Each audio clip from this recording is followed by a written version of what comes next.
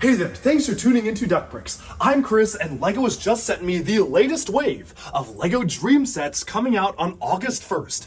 Say what you will about the show, and well, I've said a lot, but I think the sets are some of the best original theme LEGO sets ever. They're so creative and inventive in all the different configurations you can rebuild the sets into, and I can't wait to dive into them in detail right now. And so, let's jump into my coverage of the entirety of the LEGO Dreamzzz Summer 2024 wave. Okay, so here are all of the brand new LEGO Dreamzzz Summer 2024 sets all together. We have set number 71478, the Never Witches Midnight Raven, retailing for $100 or 100 euros and coming with 1,203 pieces. Then we have set number 71479, Zoe's Cat Motorcycle, retailing for $20, 20 euros with 226 pieces. From there we go to Logan the Mighty Panda, set number 71480, also retailing for $30 or 30 euros and coming with 342 pieces. 71481 is Izzy's Dream Animals, featuring 328 pieces for $40 or 40 euros. Then we have 71483, the Never Witches Nightmare Creatures, for $45 or 45 euros. It comes with 457 pieces. We shoot up in price as we go to 71484, Cooper's Robot Dinosaur C-Rex, retailing for $80 or 80 euros and coming with 917 pieces. Then we have the big ones. 71485 is Matteo and Z-Blob the Knight Battle Mech, retailing for $130 or 130 euros. This comes with 1,333 pieces. And then finally, we have 71486 Castle Nocturnia, retailing for $200 or 200 euros. It comes with 1,742 pieces. All of these sets are primarily made to tie in with Season 2 Part 2 of LEGO Dreamzzz, with really only one of the sets being showcased so far in the series, that is, of course, being the main location base, Castle Nocturnia, which did actually appear as a major location in Season 1. As for the rest of the sets, none of them have actually appeared in the show yet, so I'll have to speculate on what their story purpose is, but without further ado, let's jump into what I think about this wave of LEGO Dreamzzz as a whole. Starting off with something that we don't normally even cover or focus on in reviews, but something I figured was really important to talk about for this wave, and that is the instruction manuals. This is probably a strange thing to say, but one of my favorite things about the LEGO Dream sets are actually the instruction manuals. And that's because they've done something completely unique and different when it comes to the manuals for LEGO Dreamzzz. Instead of featuring just the standard and typical renders, the LEGO Dreamzzz instruction manuals tell a full story when you're going through each and every model. From how you create each and every one of the characters, to of course presenting all the different build options, the manuals paint a picture in terms of what you can build. And this also ties into the core competency and feature of the Dream sets, in that every single Dream set can be rebuilt into at least one other thing, and with many sets, at least a couple other things as well. One of the things that I really love about this is that it really allows the artwork to shine, and allows kids' imaginations to really go crazy in terms of what type of story do they want to tell, what thing do they prefer to play with the most, and I really like it. I wish more LEGO themes would do stuff like this, because I feel like it's so inventive, especially when you get to the larger sets and you literally have separate manuals depending on what you're building. You start off by building one single pod, and then you just branch out and decide what you want to make. Whether you want to make a gigantic robot with a more traditional sword, or you want to make a centaur type creature with 4 legs, or you want to make something completely different that's a little bit less humanoid in its depiction but has more firepower. You really just have so many different options, and I really appreciate how that does come across in the manual itself. Of course, we could spend all day taking a look at this incredible artwork, but I just want to highlight some of my personal favorites. Of course, you have the C-Rex here, which is encouraging you to build either a dinosaur or a pteranodon or pterodactyl style build, and you just have some incredible artwork being done here to showcase the sets really coming to life. Once again, this is one of my favorite things about building LEGO Dream sets, and while we won't be able to physically look at all of the alternate models in this mega review, I do want to showcase every single one of them by looking at the manuals, which we'll be getting to for the individual sets. But now let's go ahead and take a look at those individual sets right now, starting off with the smallest one, which is of course Zoe's Cat Motorcycle. Okay, so here is set number 71479, Zoe's Cat Motorcycle. It retails for $20, comes with 2 minifigures, an animal, and 226 pieces, giving it a pretty fair 8.8 cent price per part ratio.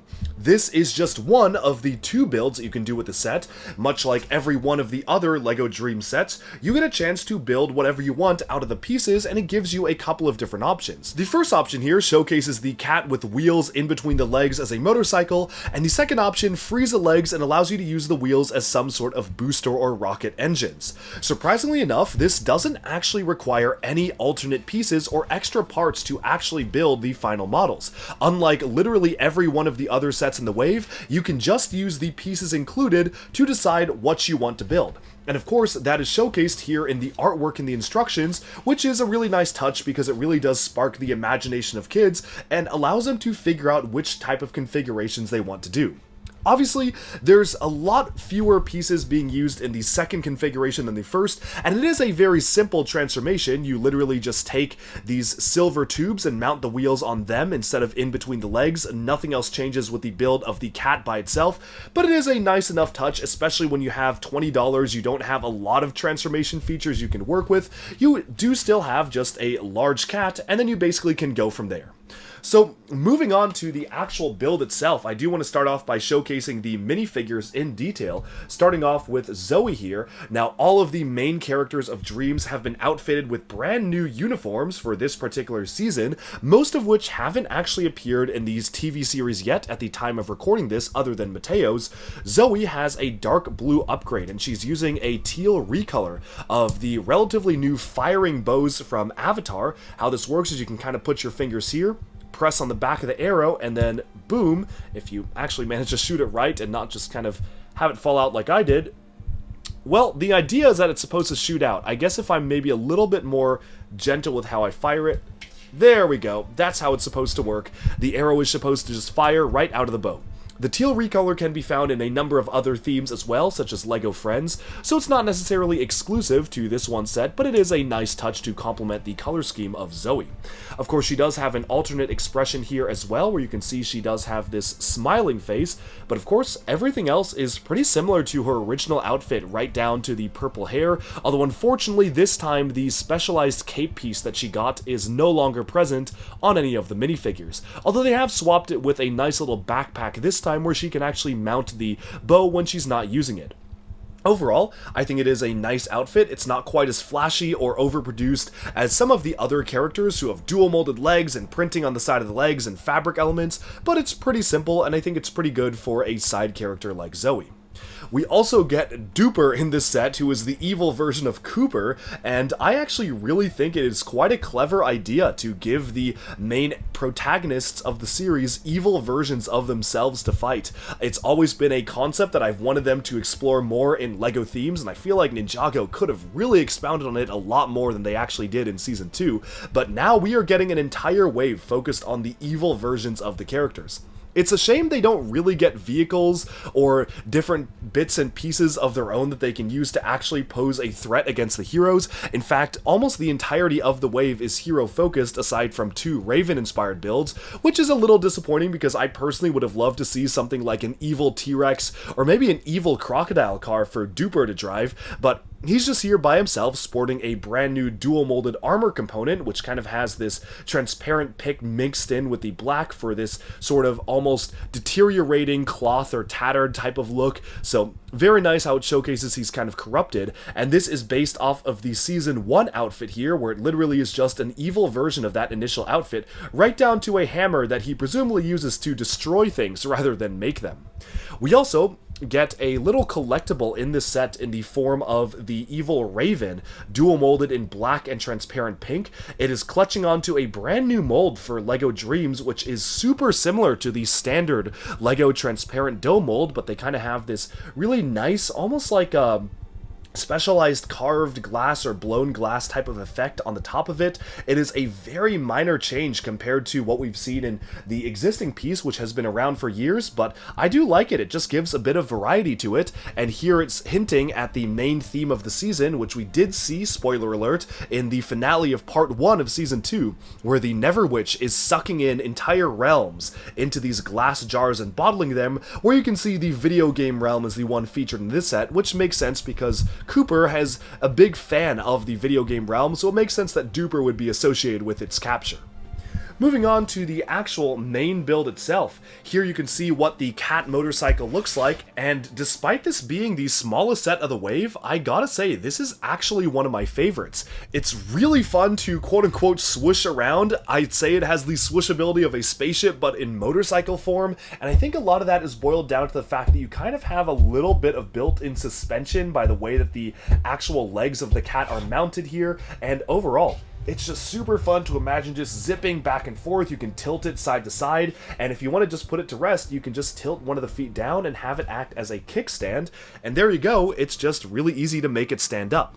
Of course, the build itself is actually a cat, so you can use it if you do just remove the extra little bits and pieces here that are used to actually keep the wheels in between the legs. You can just use this as a standard animal and have each of the legs mounted on mixel joints, but as it is right now, I think it is a really nice build in terms of a motorcycle. The head can be moved around on a mixel joint, and that's using a specialized printed CCBS Construction shoulder armor piece, which is always nice to get.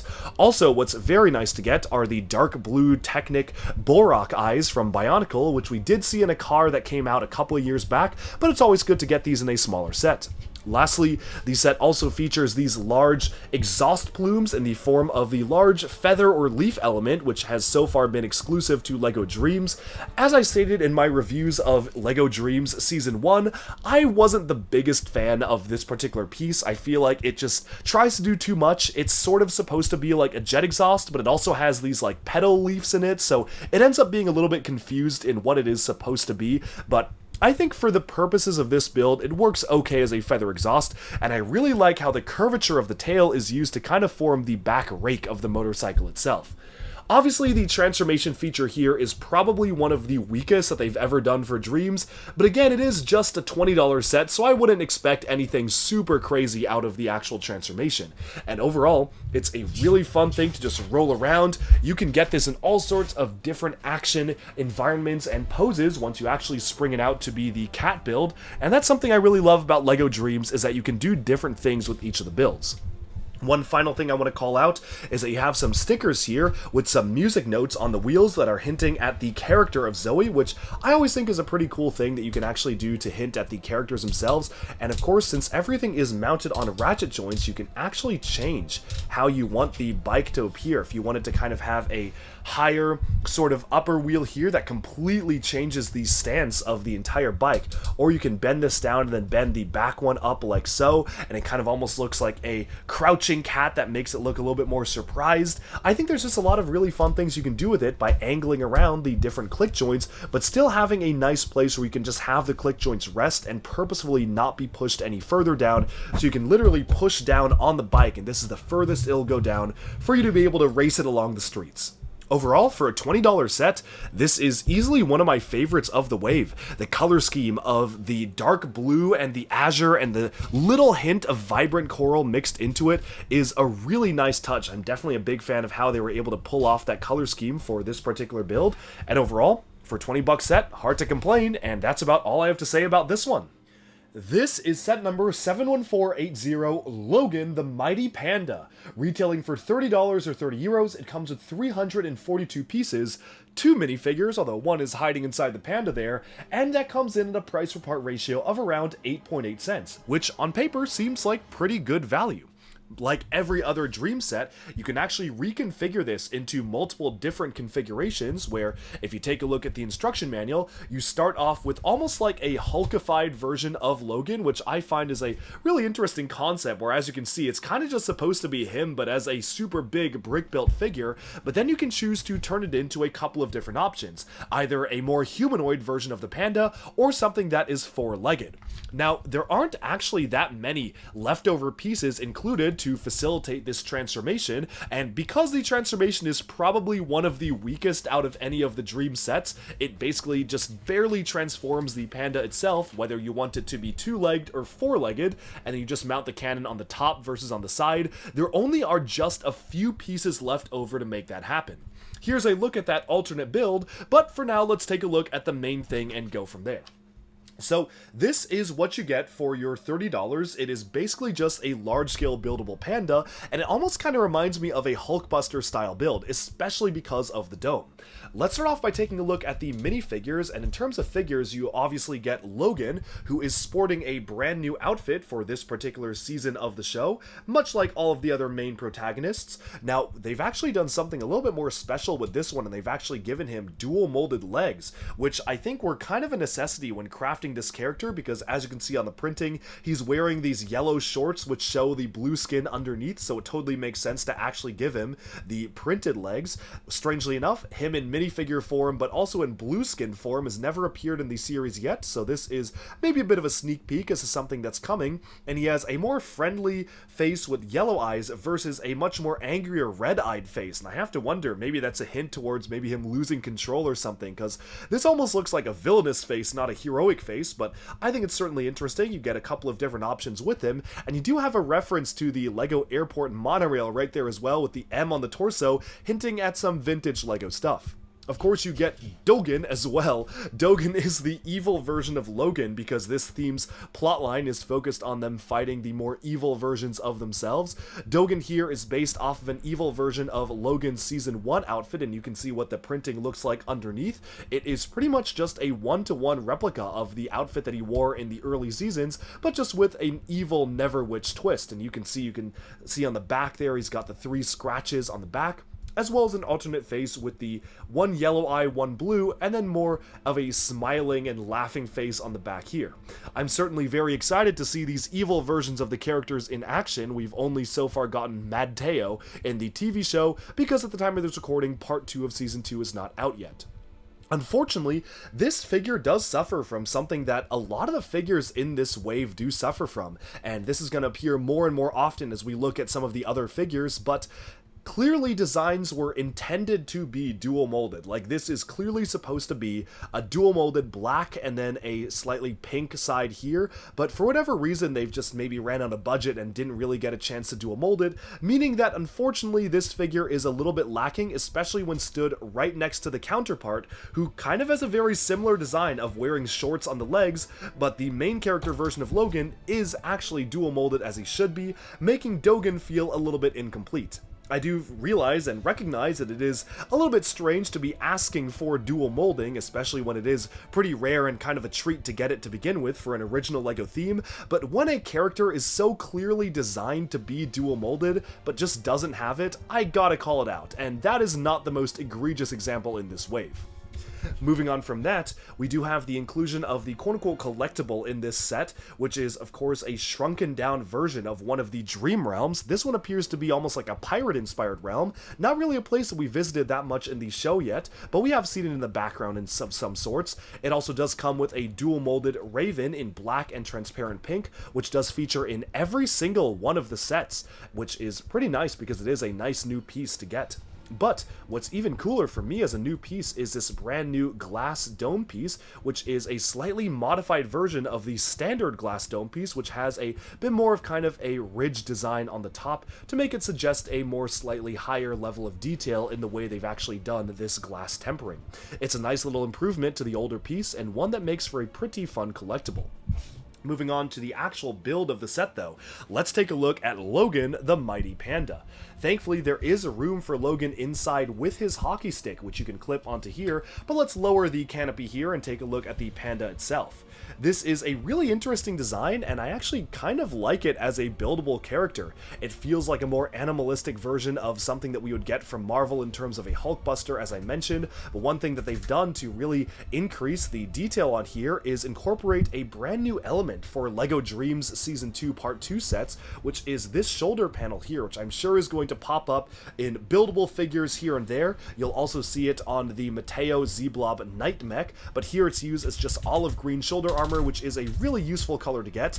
The front arms are mounted on ratchet joints, which is basically to facilitate the four-legged animalistic mode, but as you can see, he has a bamboo-inspired hammer and stud shooter, which is pretty cool. One of the first times I believe that we've gotten this in this shade of green, although I might be forgetting something, but it is a really nice color scheme to get, and I do like how you have the Technic pins on the back here, which allow you to actually fire the multi-stud shooter. You can see the logo that Logan wears on the shirt right there, and then finally, just not much else you can do with it. Good coloration of the blue claws here, and overall, no head articulation, because obviously it is just a Hulkbuster style dome, but it is what it is, and I actually kind of like the proportions of this. I feel like the proportions are actually quite close to an actual panda. It really does feel like the source material it's meant to be, and it does also introduce a brand new element in the form of these gigantic LEGO Technic macaroni pieces, which I'm sure are going to be very useful for future action figure inspired builds.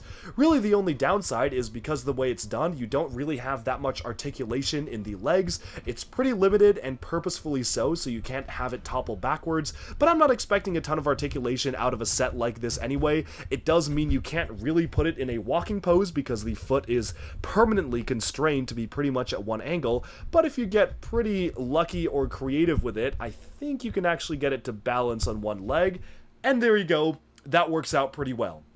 Otherwise, not much else I have to say about the build. The bamboo armor is a nice touch and definitely adds on to that almost kind of Asian-inspired feel for it, which is, I guess, something that does make sense given the panda, and overall, it's a fun little build.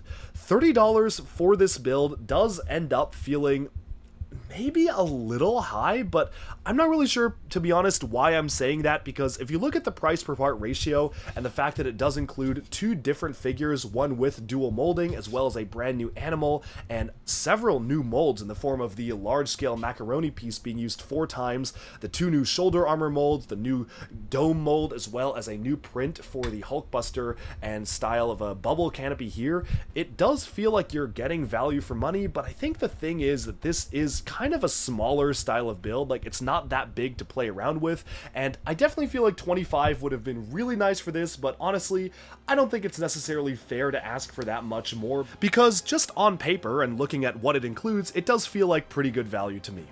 Overall, that's all I have to say for this set, and this has been Logan the Mighty Panda.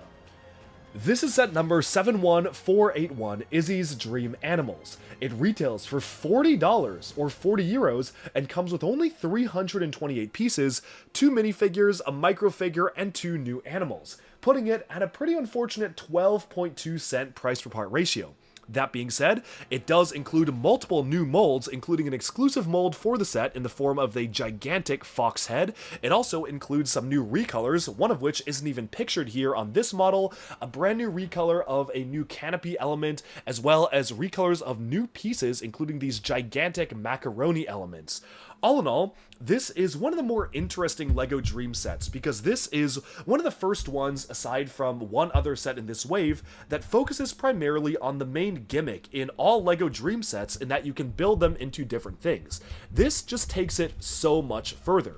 So, obviously, as you can see here, you have multiple different options for what you want to build. A fox, a bird, or a turtle. And these are pretty radically different builds. So much so that many alternate pieces are left over with the set when you're done, including a special print for the head of the other characters, which you simply don't even use. Since the set is mostly focused on bringing these alternate building options to life, I definitely feel like not every single one of them feels like the most complete version of the animal, and there's always something left to be desired with each and every one of the builds. Still, I do commend the team for coming up with not one but 2 different alternate builds for what you want this to look like, and they are very, very different. As you can see here, you have one version of the build that has a separate bird. You can even build a catapult on the side using pieces left over, and if you're curious what that actual bird looks like, here is the alternate version of the bird, which you can see is okay. I mean, I feel like the wings are really, really small for what it is, and the head is a little funky, not super sold on the color scheme being primarily orange for the body, but then you have mostly these lavender colors on the side, but I get it, it's an alternate build, so that is the bird. It also does come with, you have the usage of the extra pieces as these plant growths and all that, so again, they're really just trying to come up with different usages of the alternate things, and then you can also choose to turn it into a turtle. Again, another very different animal. So if you don't choose to do the bird, you can choose to do the turtle here, which once I actually am able to pull it up in the instructions, here is the artwork for the turtle. I like that piece of artwork there. That's quite funny, where you can see it swimming through the waves here underwater. And if you're curious as to what the turtle looks like, this is what it looks like right there,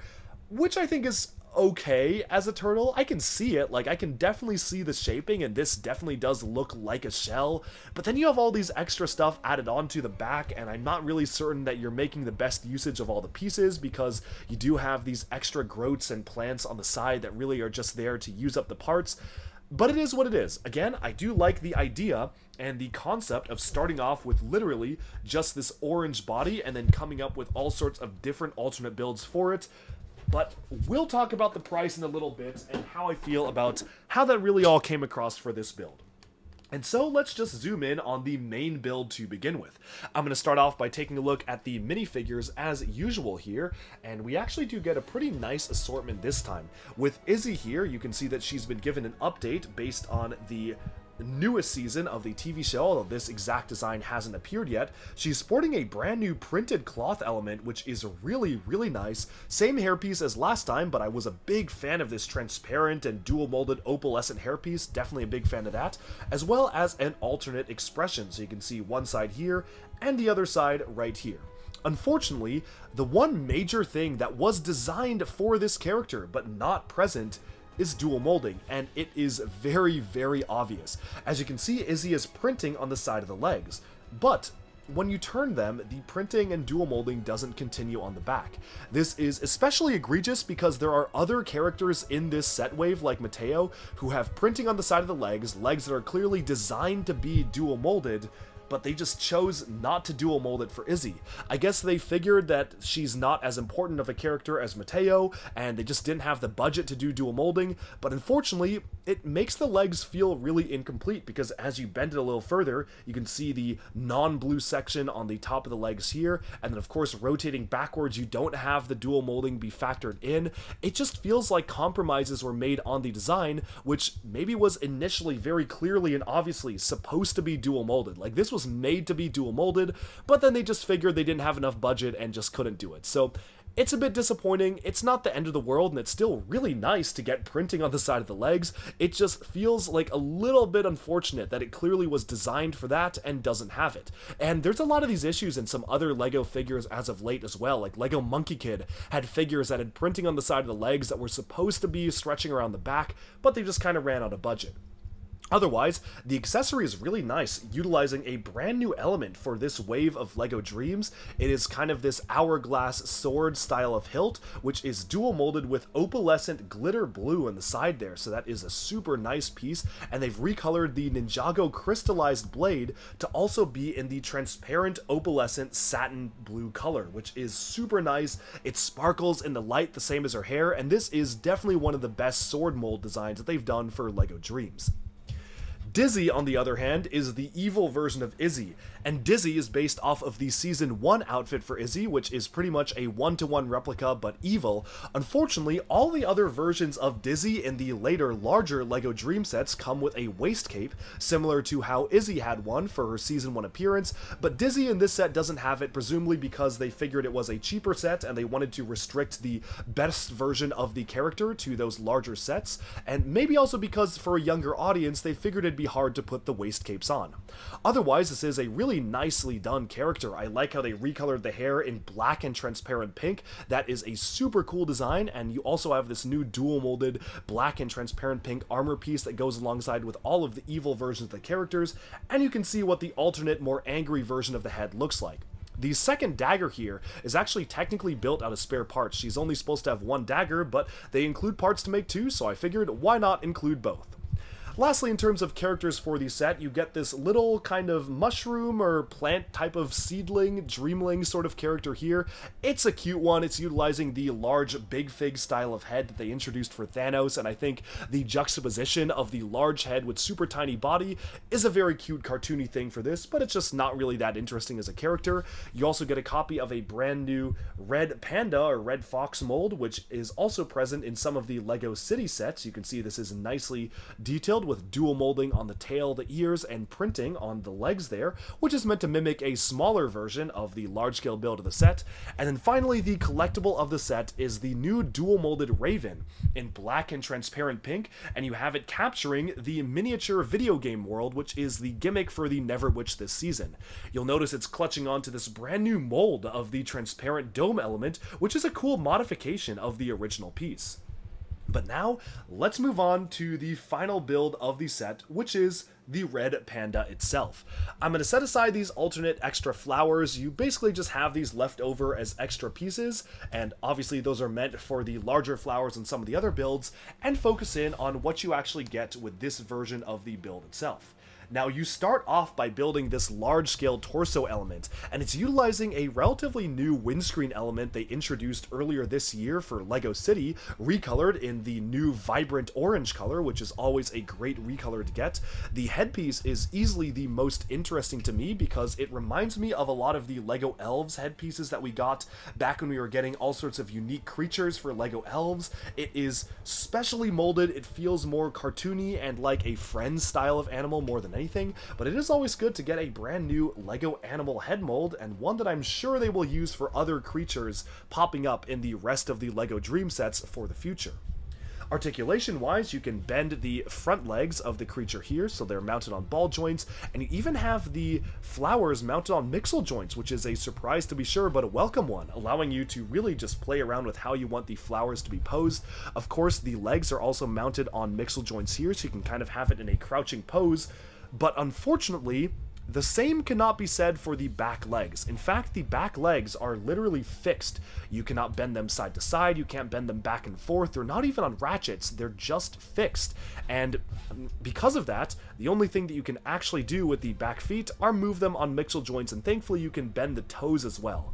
This feels to me like obviously LEGO trying to maybe overcompensate by making this a lot easier for kids to play with by limiting the amount of articulation, but it does end up making it feel like the back legs are very, very stiff because they literally cannot bend out of the fixed pose they're in. Thankfully, because the front legs are so expressive, you tend to kind of not realize it. Like, this looks like a crouching or walking pose, even though the back legs are literally not even hitting the ground for this one. But it is what it is. It definitely is a byproduct of LEGO trying to make this set accessible to kids, and also probably to facilitate the alternate models as well.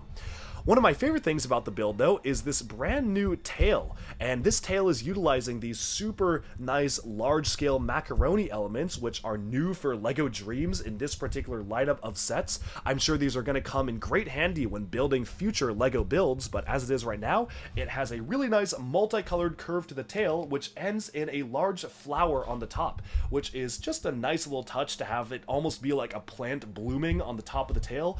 I think that's a pretty cool aspect of this particular build. Otherwise, not much you can say about it. These stickers are just stuck onto the windscreen here, and you have a bit of a catapult for these little plants that you can fling at your enemies. At first, when I was building these, I thought these were like baby versions of this character, and maybe they are, which is maybe a little bit morbid that he's flinging baby versions of himself, but very, very funny. I'm all for that. All in all, this is a pretty mixed set for me. $40 absolutely feels like way too much for what you're actually getting with a build like this. It's not that much larger than even some of the $25 or $20 builds that we got for LEGO Dreamzzz before, and it does definitely feel disappointing, especially with some of the figures like Izzy clearly being made for dual molding but just not having it. It's a cute little model, and I do like it for what it is, but maybe this just isn't my thing. $40 though, I think, is just really, really high, and I think that this easily should be no more than $30. $35 is pushing it, and yes, I get that you made a new mold for this, and it's using a lot of big molds, like these are recolors in the new orange for these kind of quarter elements back there. You've got a recolor for this, you've got the new pieces being used here in great detail. But 40 is just a lot, and I do struggle to see how well this set would do at this price, although this may just be my opinion, and I do want to hear what you have to say as well. That's pretty much all I have to say about this one, and we can move on to the next set. Here is set number 71483, the Never Witch's Nightmare Creatures. It retails for $45 US or 45 euros and comes with 457 pieces, putting it at around 9.8 cents price per part ratio. It comes with 5 minifigures, Matteo being the only figure on the side of the heroes, as well as the main villain of the season, the Never Witch, plus 3 of the evil clones she has created of the main cast. We have Matteo, the evil version of Matteo, Dogen, the evil version of Logan, and Doey, the evil version of Zoe. All 4 of the villains are specially detailed for this particular wave with brand new outfits, as well as Matteo with a new outfit for this wave as well. This set is unlike most of the other LEGO Dream sets, because while the main build is this large-scaled raven that you can build for the Never Witch, that is just one of the many nightmare creatures that you can make with the set itself. We're going to start off by taking a look at the instructions to investigate some of the alternate builds here, and you can see it's actually a pretty thick instruction booklet for what it is, and well, that's why it's color-coded to actually have you build different things with it. You start off by building just the base cauldron, and you really just expand from there. Unlike many of the other Dream sets, this has so many different potentials and possibilities for rebuild that the only thing that stays intact is the cauldron, and then you can build 3 wildly different creatures utilizing the parts they give you. Either you can make the Raven, which is kind of like the A model for the build, or you can make a mech for Doomblob, the evil version of Z-Blob, as well as a smaller scale wolf, or you can make a larger scale wolf. This is actually quite an oddity, because most of these creatures have already appeared in the TV show. The Doomblob mech making an appearance in the final episode of Season 2 Part 1, and the wolf being present from the Never Witch's early appearances, even going back to Season 1, making the main focus point of the set arguably not as important as the B and C builds. However, I did want to focus the review on the main build, so we're just going to briefly take a look at some of the other builds you can get here. As per all of the other LEGO Dream sets, it has some phenomenal artwork in the instruction manuals that really tell a story of what you're about to build. Here you can see what the Doomblob mech looks like. It is basically a very similar version of the Z-Blob mech set that we got, except of course it is in evil colors, and he does actually have wings that can be mounted on the back, built very similarly to the actual wings that we get for the Raven, which makes sense because it's using many of the same pieces. The other build that you can get with the mech, if you choose, is a smaller scale version of the dog, which is a super simple build. It's just utilizing the extra pieces, but it actually is pretty scaled accurately compared to the version in the show, and it even has waist articulation, which is quite nice. The final build that you can put together is a larger scale version of the wolf, which you can see in the artwork right here, and as you can see, a lot of the feathers from the Raven are used as spikes on the tail, as well as spikes on the back here, and once more, it is a very, very different style of build and creature compared to the original one. Now, if this was a normal LEGO review of this kind, I probably would have just purchased 3 copies of the set and showcased all the alternate builds at once for something like this. However, unfortunately, or maybe fortunately, this has been provided to me early by LEGO and the set doesn't release until August, so as of right now, I just will be showcasing the main build because it does require quite a number of other pieces and alternate types of building structures to be able to showcase the rest of the models, and I basically have had 1 day to build and review all of these, but maybe in the future, if there is interest, I'll probably be picking up more copies of the set, at the very least to build the Doomblob mech, because I really do want to build that. Speaking of the characters, we're going to start off with the Doomblob here. This is a larger version of the Z-Blob dome that we got for the mech, and obviously it is printed with the Doomblob eyes, which are very nice to get, and definitely is something that will look really good on the mech itself. Matteo here is sporting a brand new outfit for this season, and he is easily the most detailed character that we've gotten for LEGO Dreamzzz so far. He has not only dual molded legs, but he also has printing on the side of the legs, showcasing his unique shoes, a brand new mold for his jacket here, which is a really nice mold. I like how it adds some depth to the minifigure, a new dual molded component for the sword hilt, which is representing the hourglass that they use, except just much more glittery and like a sword sword hilt, and of course he is equipped with Z-Blob as a standard Baraki Bionicle eyepiece. They've added a new streak of color to his hair with green and red being showcased, and of course he does have an alternate expression as well. This version of Matteo does not include any other accessories that you can attach to the back of the jacket, like many of the other versions of the character that we get in other sets, but as it is, I am a big fan of how they were able to pull off this character. And if you're curious what the vest looks like underneath, that's what that new element looks like, and you can see some symbols on the vest as well. This is an example of a minifigure done right. It was clearly designed with dual molding in mind, and they did manage to dual mold the legs, making it feel incredibly clean. When he's running, you can see the clear difference between the shoes as well as the actual upper part of the legs. It's just really, really well produced and a phenomenally detailed minifigure. Unfortunately, Matteo, despite basically being the evil version of this Matteo character, has the printing on the side of the legs where they clearly were meant to be dual molded, but they ran out of budget to do the dual molding, much like Izzy on this exact wave. They literally designed the character with dual molding in mind, and it is very obvious here that it was supposed to be dual molded at one point, but unfortunately they ran out of budget, so Matteo, on the other hand, has these legs that once again have that black strip showing a little bit, but it's not that big of a deal because the shades of the character are darker anyway, so it kind of blends in, but it is disappointing because clearly the characters were designed to have dual molded legs, but this one just doesn't have him. However, he does include a recolor of the new jacket element, which is pretty cool. He has the pencil weapon, which is a really nice one to have as an evil version of the actual pencil that Matteo wielded in the Season 1 sets, and if you're curious what the torso printing looks like underneath there, you can see it is basically just an evil reflection version of Matteo's normal outfit. Matteo also has an alternate expression where you can see a lightning bolt down his head here, or a smiling and laughing expression that he has on the other face, showcasing his evil intent.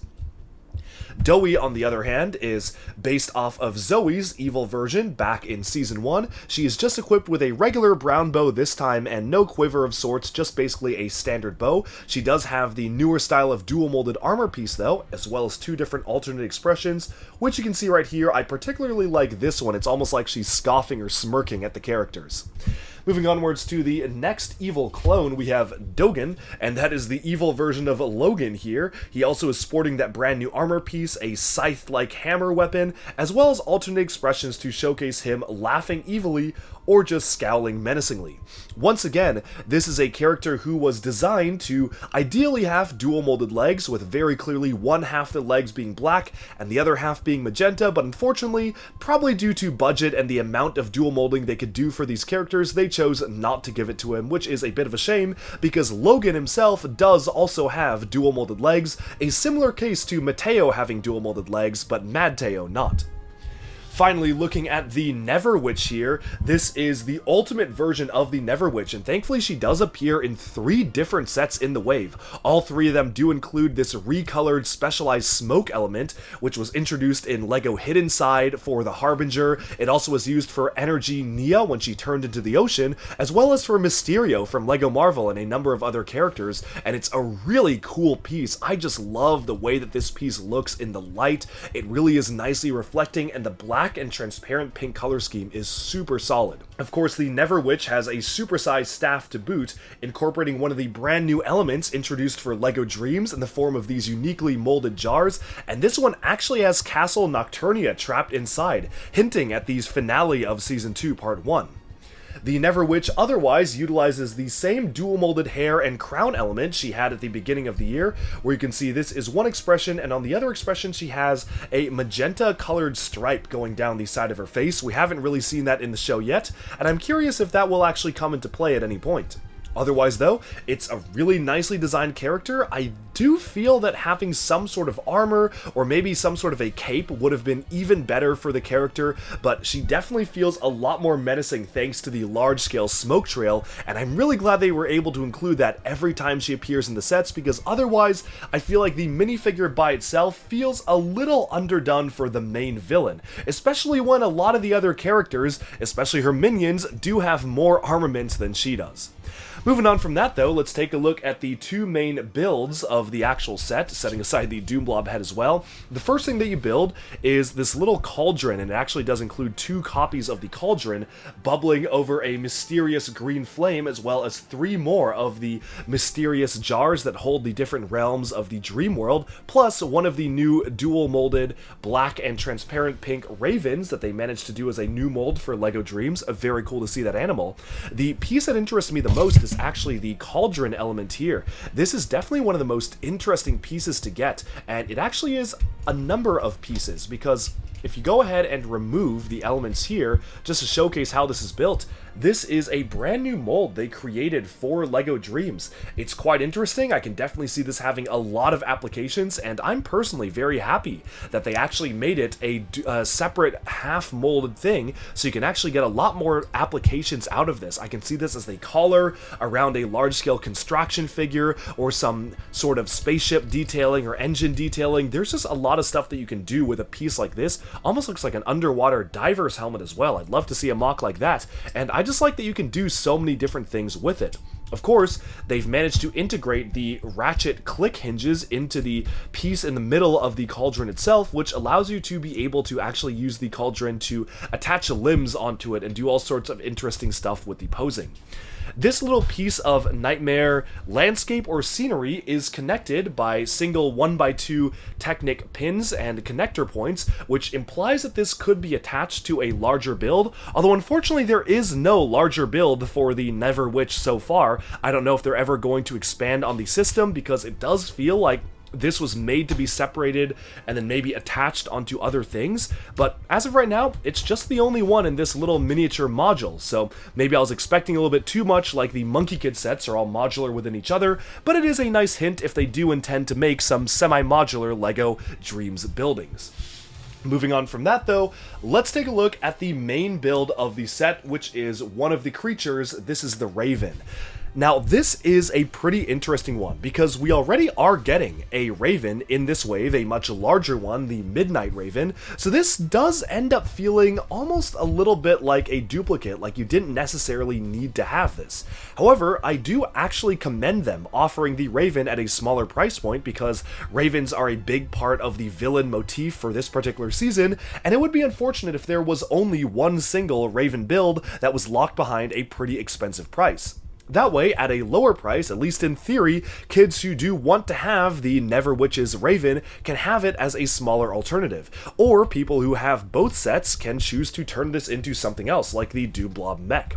The Raven actually incorporates 2 unique printed pieces for the eyes. They're just printed cheese slope elements, which are pretty nice to see. I'm sure those will be reused across different characters here and there, because they did create 2 new prints for the Raven, and they didn't even need to create 2, so that is quite cool to see.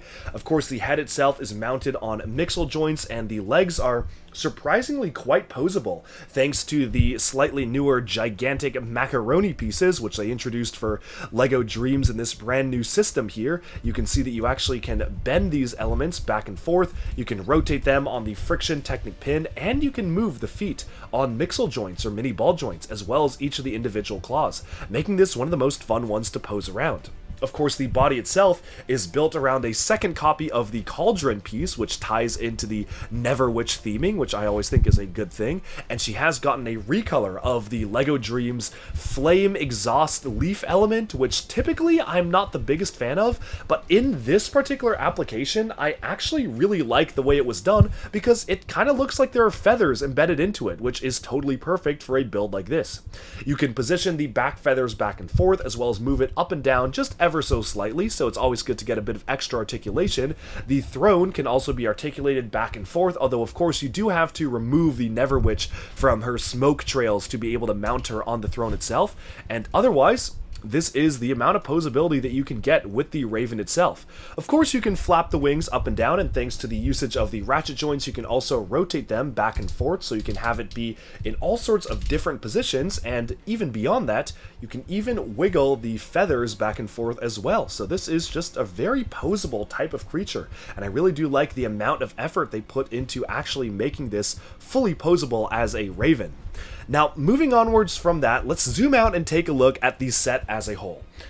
Now again, this set retails for 45 US dollars. And I know that if you look at the price per part ratio, it doesn't seem that bad. It has 457 pieces, it has 5 minifigures, some very detailed minifigures. On paper, this feels like it should be good value. And I am getting the same sentiment with this one that I am getting with a lot of the LEGO Dream sets, where on paper they seem like really good value, but then actually in practice, I zoom out and I'm sitting down and I don't feel like, to be completely honest, I don't feel like this is worth $45. I'm just really not seeing it. The Raven isn't big or substantial enough to actually warrant that price tag, and yes, there are many pieces left over to build the alternate builds, but that has come at the compromise of increasing the price.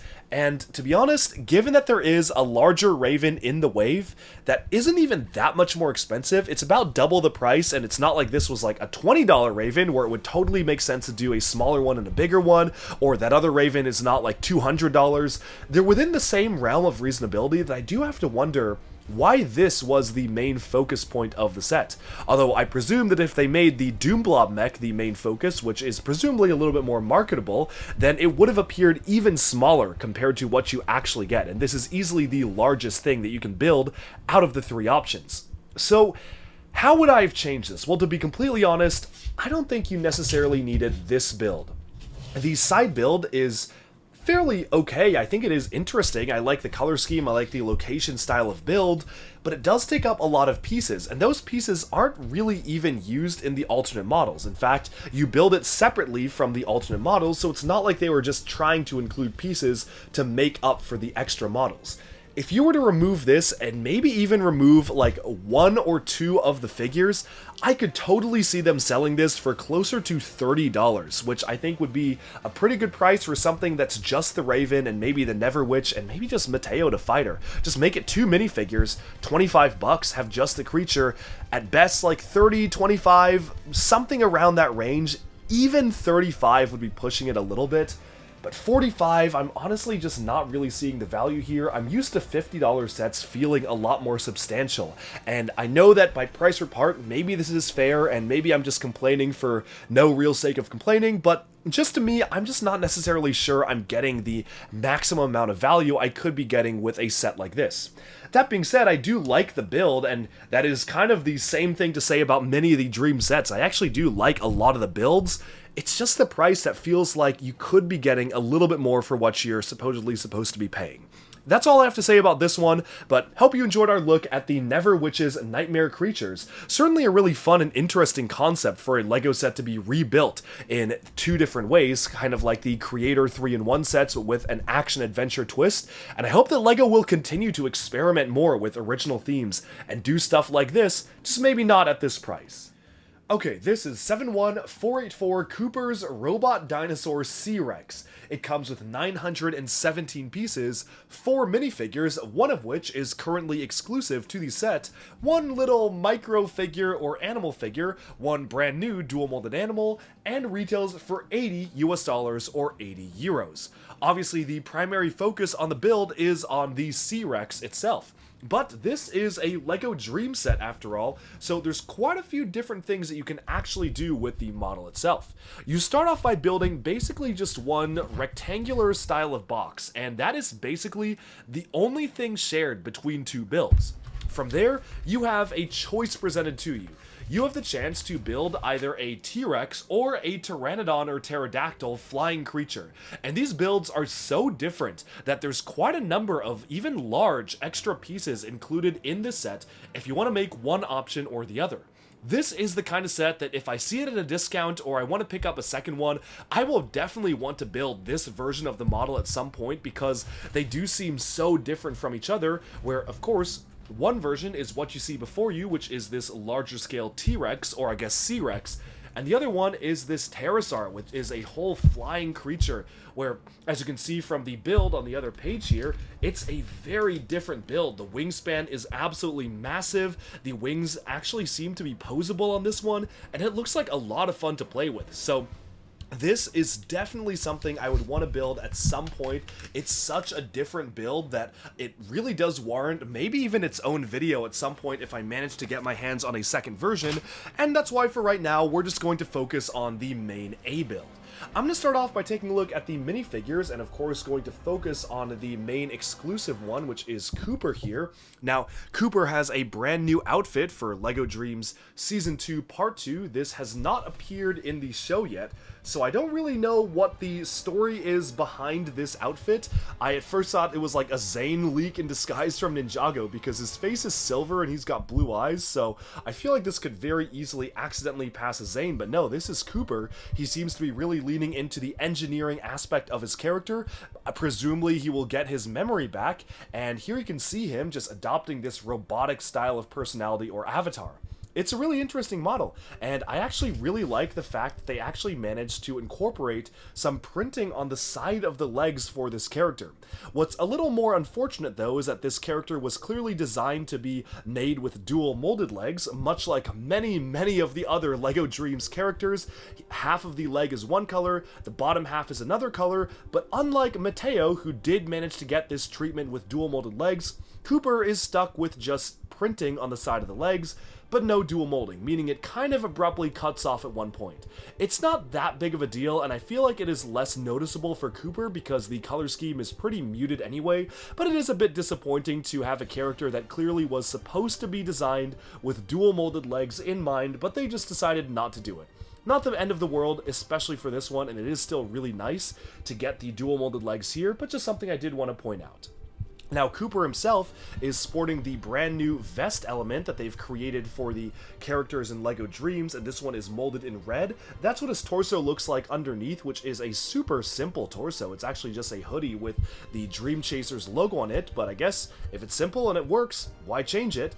Now, the hairpiece and hat combo is quite interesting because, of course, Cooper used the J hairpiece from Ninjago, but this one is taking that exact hairpiece but putting a hat over it. It recently popped up in the LEGO Ideas Jaws set reveal, which is also a really cool coloration for it to come in, but as it is right now, I think it's a really nice piece. Very cool to get just a variation on an existing hairpiece with a hat on it, and the dual molding is extra special.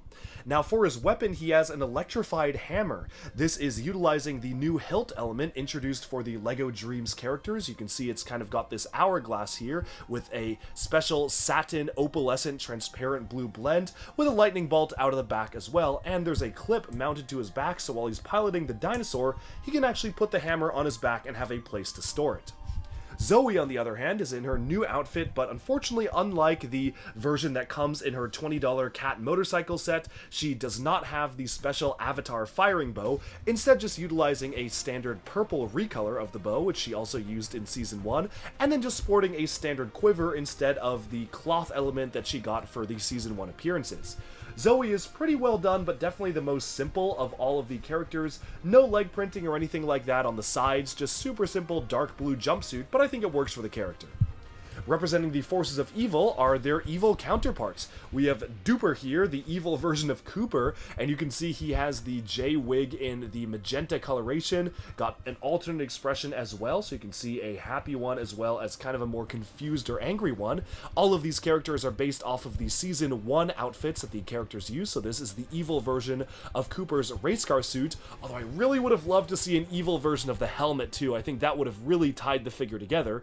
And then you have Doe, the evil version of Zoe, and she is also utilizing the Season 1 version of the costume, just with an evil twist where you can see two different expressions here, and this one I especially do like as kind of like a smirk or a scoff.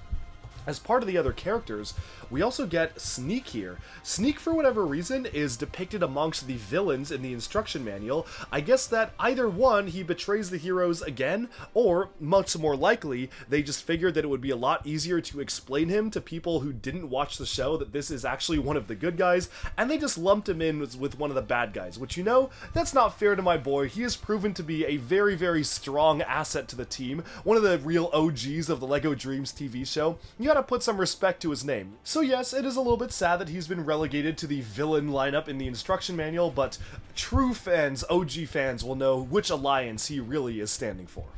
Of course, we also get one of the Never Witch's ravens in this set, a brand new mold for LEGO Dreamzzz, dual molded with black and transparent pink, plus a new mold for this particular glass dome element, which is exclusive to this lineup of Dreamzzz, with a slight modification to add these specialized ridges on the top of the piece. The whole point of the collecting gimmick this season is that multiple realms in the dream world are being captured, which is why you can actually see one of the other sets of the wave, Castle Nocturnia, trapped inside this glass bottle. But now let's focus in on the actual mainline set, and aside from one minor side build, which we'll take a look at in a second, this is basically what you get for $80, and given that it's 917 pieces, I'm actually pretty happy with the price on this one. Now, this is a really nicely posable and articulatable dinosaur, and I think that from certain angles, it does look really good. You can move the head up and down. Unfortunately, you can't rotate the head or anything, which I feel is a bit of a missed opportunity, but you can move it up and down, you know, that's still good. You can, of course, bend the legs back and forth. No foot articulation or knee articulation whatsoever. This is literally just a fixed leg, so there's not really much that you can actually do with it, but it is nice and it is nicely detailed. Of course, you can rotate it back and forth here, so you can kind of angle it in a certain direction, and you can also choose to sway the tail back and forth, so the tail is mounted on a ratchet joint, and then you have multiple mini ball joints or mixel joints to actually articulate it one side or another. The arms can also articulate, also on the mixel and mini ball joints, so you can kind of move the arms in all sorts of different directions, wiggle the claws here, and then finally the jaws are also mounted on mini ball joints, so you can, in a very satisfying manner, open and close the jaw while watching the rounded kind of mechanical do not enter sign on the side also rotate back and forth. Now the C-Rex is hiding a secret. Lifting up this panel here reveals Cooper's customs inside there, and that allows you to deploy the smallest of motorcycles for Zoe. This is a super tiny side build. I'm guessing they just had a little bit of extra budget to include it, but it's a nice little touch, and I like how it actually kind of acts as a vehicle deployment bay, because this whole cardboard rectangle type of box here can stand on its own before you build the rest of the dinosaurs, so it's nice it actually kind of acts like a hub for the vehicles. Technically, this is also a separate vehicle, and this seems to be themed more around Mr. Oz, because it's got like the brown color scheme and the copper color scheme, although sadly Mr. Oz is nowhere to be found, so it's just basically driven by Cooper, and also acts as the seat in which he pilots the dinosaur itself. Otherwise, that is pretty much everything that the dinosaur can actually do. But how do I feel about this as a build? Well, as I said, from some angles, I think it looks really good. This, for instance, this is an angle where it seems really menacing. It looks like a ton of fun, and yeah, you can't really pose it up that much without like pieces falling off, as I just tried right there, but you know, it does its purpose, it fulfills it, it just stands around and acts menacing as a dinosaur. But I feel like a lot of the cool illusion of the dinosaur is broken as soon as you go ahead and do this. You see, the legs are simply mounted a little bit too far apart to make it have quote-unquote realistic proportions. It almost feels way too goofy in the way they've managed to actually mount the legs here. Now, the reason why this is the case is likely due to the alternate model, which also has the wings kind of splayed out from the sides. But even though this allows you to rotate the legs in a significant range of motion, I just wish there was a more compact joint that they used, because it's especially obvious from the back just how wide the legs are, and then top down, just how widely splayed out the legs are. It just doesn't look right in the way that it's done. Now again, from most angles it's fine. Like from this angle you don't really notice it, and especially from the angle that arguably matters the most, like that front angle right here, kind of diagonally looking at you, you don't even really notice it. So it's not that big of a deal, but I just have to say that like while I was building it, I was really surprised at just how widespread out the legs were, and especially when you have them straight, it just really doesn't look quite right in terms of the proportions. Again, not a huge deal, but just something I wanted to point out. Now, in terms of the detailing on the C-Rex itself, I actually do really like the amount of detail they managed to pack in. It is very greebled up. You've got all sorts of different stickers, as well as flame exhausts, engines from a car, spikes on the back, caution stickers, more engine grills on the side here with flames shooting out of the engines, stud shooters on the top here, the jaw which can open and close featuring the do not enter sign on the side. All of that really just adds a lot of character to this model and makes it feel like it's something that Cooper threw together out of spare pieces that he found in a junkyard, which really adds to the very unique aesthetic of it. I also love how the eject sticker is on the back, kind of on the rear end of it, which is just a really funny touch. Now, the way they were able to pull this off is by utilizing the new elements created for LEGO Dreamzzz. These are the supersize macaroni pieces introduced for this particular wave, and then this is one of the 2 sets that includes these pieces in orange. But overall, I like a lot of stuff about it. I like how they've managed to factor in the fact that it kind of is like a car, but also a T-Rex, come to life. It is truly unique in what it is.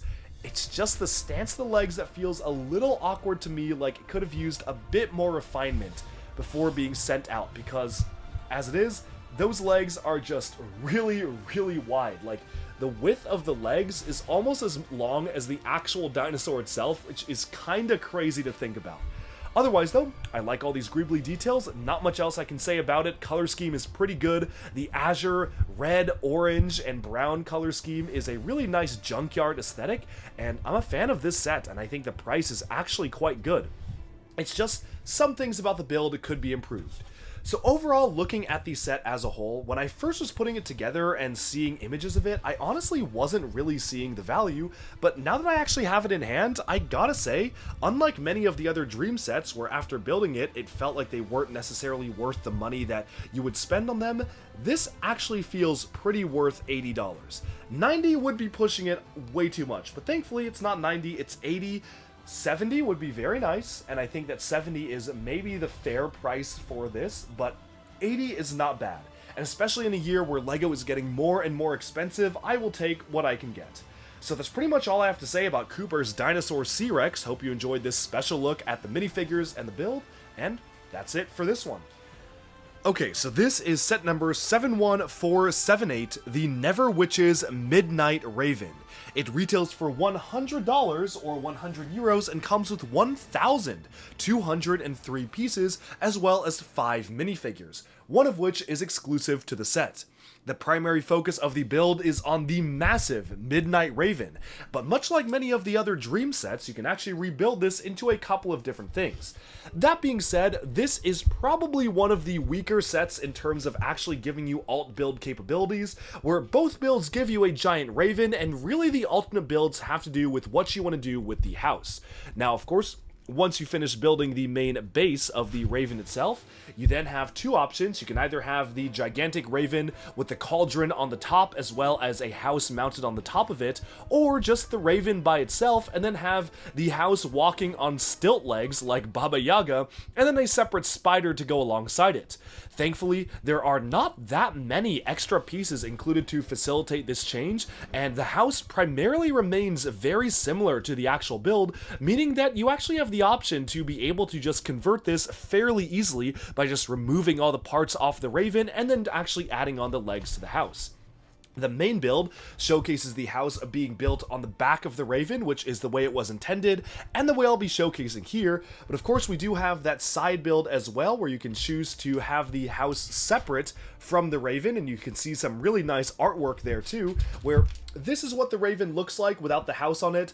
Feels honestly a little bit plain, and I will say it feels a bit unfinished with so many studs on the top, but just nothing to do on the top of the Raven. It is still a really nicely done and gigantic Raven though, but really the main focus is what you can do with the house, which you can see right here. You can have actual legs mounted on the house itself, which I think is a very cool touch and really does add a lot of flavor to the Never Witch, and something I do hope does appear in the show itself.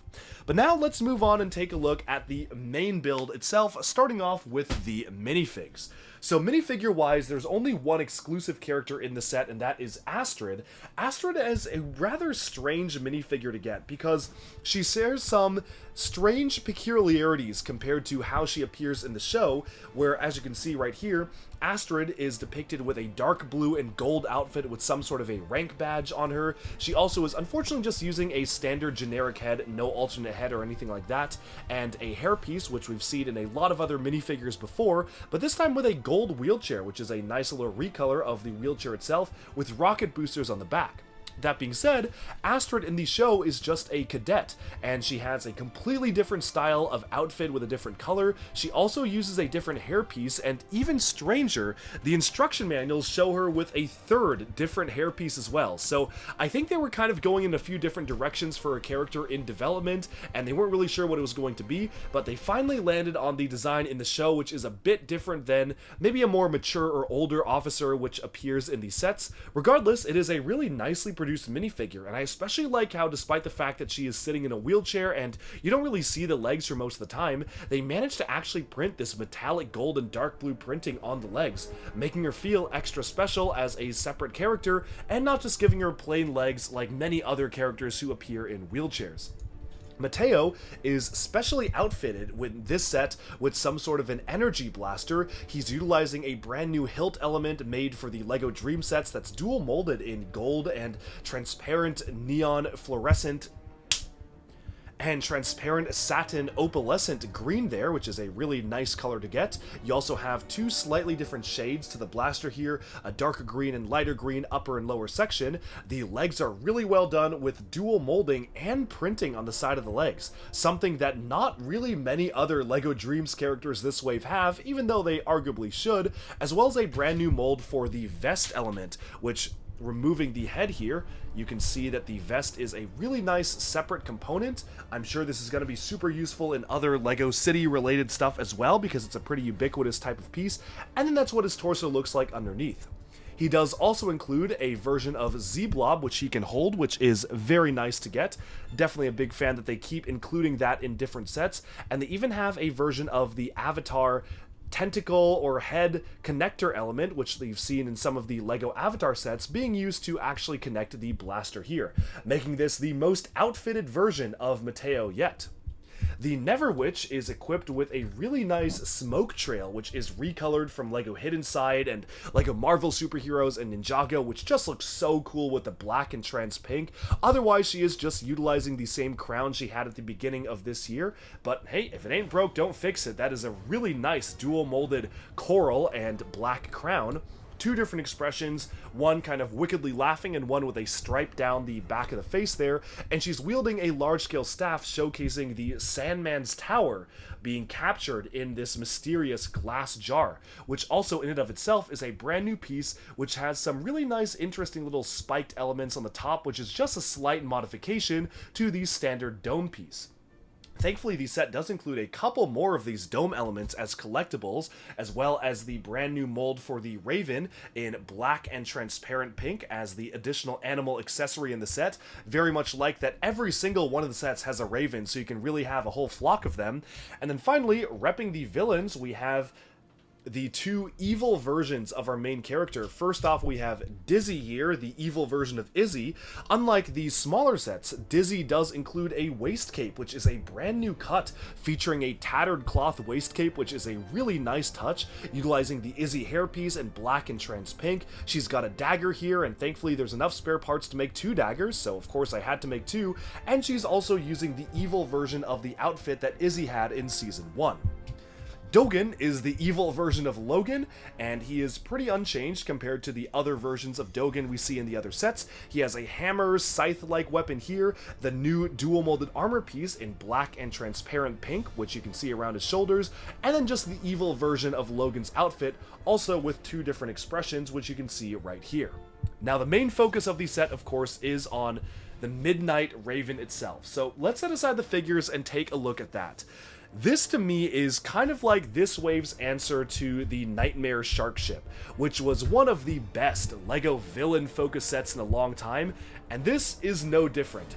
This is, to me, easily one of the strongest sets of the wave, and one of my favorite LEGO Dream sets ever, and for good reason. It is just a phenomenally built up, gigantic Raven that feels incredibly menacing, super fun to swoosh around and have flying through the air, and it's really sturdy as well. Starting off by zooming in on the head here, I really like how the beak is done utilizing the Hero Factory Invasion from Below claw piece, which just looks really perfect as the bottom part of the beak. I just really think that piece is absolutely perfect for a Raven-like build. You have a specialized print for the eyes that is really nice, showcasing the yellow eyes, and even the claw elements that they introduced in the Chima Ultra builds as fur, which I think also is a great touch for the Raven itself. Now, the body of the Raven is actually built up utilizing the LEGO Spidey and his Amazing Friends pieces for the web shooters. This is the first time that these webs have appeared outside of the 4+ Spidey and his Amazing Friends sets, and I think they work really well for the interior cage of the Raven itself, where you can see some treasure hidden inside the Raven. There's like a coin as well as a jewel and some sort of a nest inside there, and yes, you can take the Raven and place it inside the nest itself. So this Raven can almost act like a mothership or a dropship, or maybe even like a troop carrier for the Ravens. Like you can imagine a ton of them just fly out of the nest here, and it closes back up, and then you can put prisoners inside, which is a really nice touch. And then as you move on to the back, you can see all sorts of great studs in the side detailing. The back tail fin is really built up. This is surprisingly ornate and complex, featuring multiple copies of the claw elements as different bits of feathers that you can move around. You can also move around the way that these are angled, making it feel just that much more alive, and this just adds so much character to the way that the back of the Raven is done. I honestly didn't really expect it, given that it's not really seen that much. Now, onto the top of the Raven, we'll take a look at the wings in a second. You have a cauldron, which is super easy to be removed. I talked about this new cauldron piece in the other review of the Never Witches creatures, but obviously you've got the two different components there. It's built up really nicely because you've actually got quite a lot of detail to the way they actually did this cauldron piece as two separate parts. You have it bubbling on the top, which I think is a really cool touch, and I also really like how you have these glass domes of the other entrapped realms on the side of it, which really showcases the mission of the Never Witch.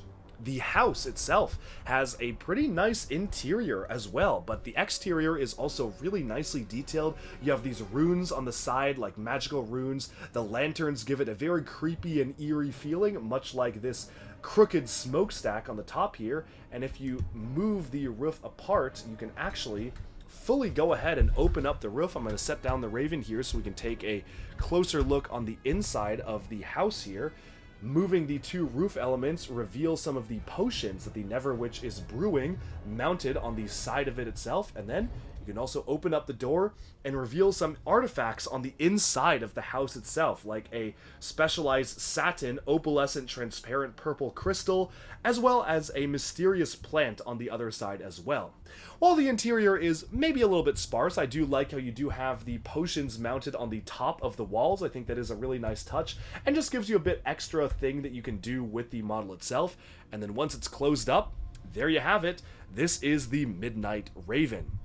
Now, speaking of the wings, they actually are fully articulatable. You can flap them back and forth as you would expect for a build like this, but you can also choose to rotate them any which way you want because they are mounted on this specialized ratchet joint element, so that is a really nice touch. You can have it be in a swooping or diving down position, and then each of the individual feathers are mounted on mixel joints on the tips here, so you can actually choose the way that you want to angle these feathers. You can kind of have them slightly overlap with each other, and you can bend them up and down depending on how you want to angle the wings, making them feel a lot more organic and not just fully fixed and flat.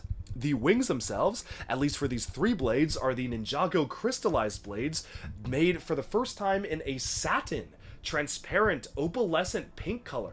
They previously were done in regular transparent pink, but this feels so much more special, having them be in a more magical color, and so far this set has them exclusively 6 copies of these blades. The rest of them are made up of the Hero Factory Beast Claws, and you can individually move and angle each one of these pieces, so you can really make it feel aerodynamic in the way that you actually want these wings to be angled, almost like it's flying above the ground. I just love the amount of detail they managed to pack into each of the wings, right down to there even being smaller claw elements being used to actually form the connection points and detailing for each of the layers of feathers. Overall, with the cauldron removed, there is also a trapdoor where you can send unsuspecting victims to the cage below, so that's just a nice little touch. Although I feel like it is a little incomplete without the cauldron. I think the cauldron really ties the entire build together, and overall, this has been the Neverwitch's Midnight Raven. Just a really phenomenal villain build, and something unlike anything we've ever really gotten in LEGO. Even counting the stuff that we got for Legend of Chima for the Ravens, we never got anything quite as good as this.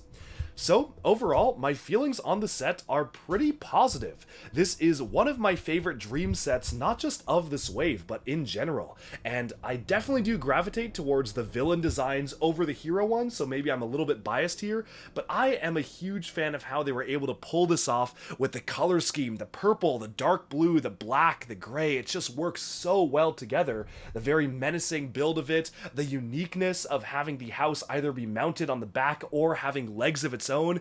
It just is such a unique LEGO set. And for $100, the price is pretty good. Given the amount of pieces that you get, that price per part ratio is really solid with over 1,200 pieces for just $100. And given how sizable this is, and the fact that 6 of the parts are these large recolored crystallized blades, there's very little I actually have to complain about. Maybe the Raven should have had legs so it could actually land and have claws, but it's not that big of a deal. I think for what it is, I really like what they've done to bring this to life, and it easily is one of my favorite villain LEGO sets ever. This is set number 71485, Matteo and Z-Blob the Knight Battle Mech. It retails for $130 US and comes with 1,333 pieces, as well as 4 different minifigures, one of which is technically unique, 2 smaller micro figures or creatures, one of the new Neverwitch dual molded Midnight Ravens, and a collectible as well. Now, the possibilities for rebuilding this set are so extreme that it comes with not 1, not 2, not 3, but 4 different instruction manuals, each of which pose a very radically different build than the last.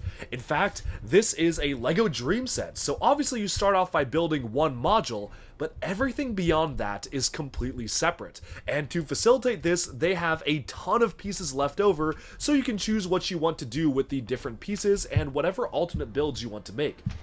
Also, as per usual, the instruction manual is absolutely dotted with all sorts of beautiful designs, and you can choose which one you want to make. Whether you want to make the standard knight, or the centaur style of build, or something completely different that's a little bit less standard humanoid in nature. Now, we're going to take a quick look at some of these alternate builds, because obviously I'll be focusing the review on the main one.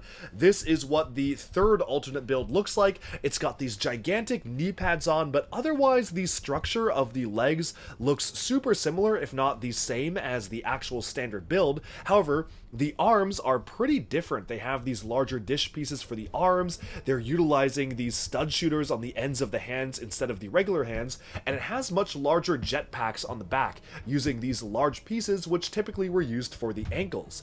They also have you apply these 2 little eye stickers to the windscreen here, which unfortunately would have been left off if you didn't choose to build it this way, so I personally just chose to put them on my copy of the mech because, you know what, they're just cute little eyes and why not include them.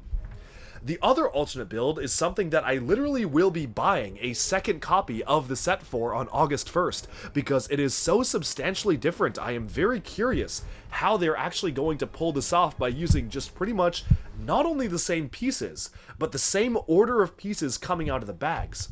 This is what that build looks like, and it is a much more traditional style of almost like a horse type of build.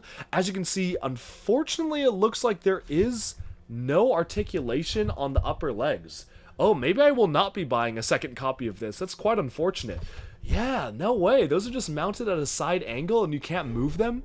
Oh, that's a little bit sad.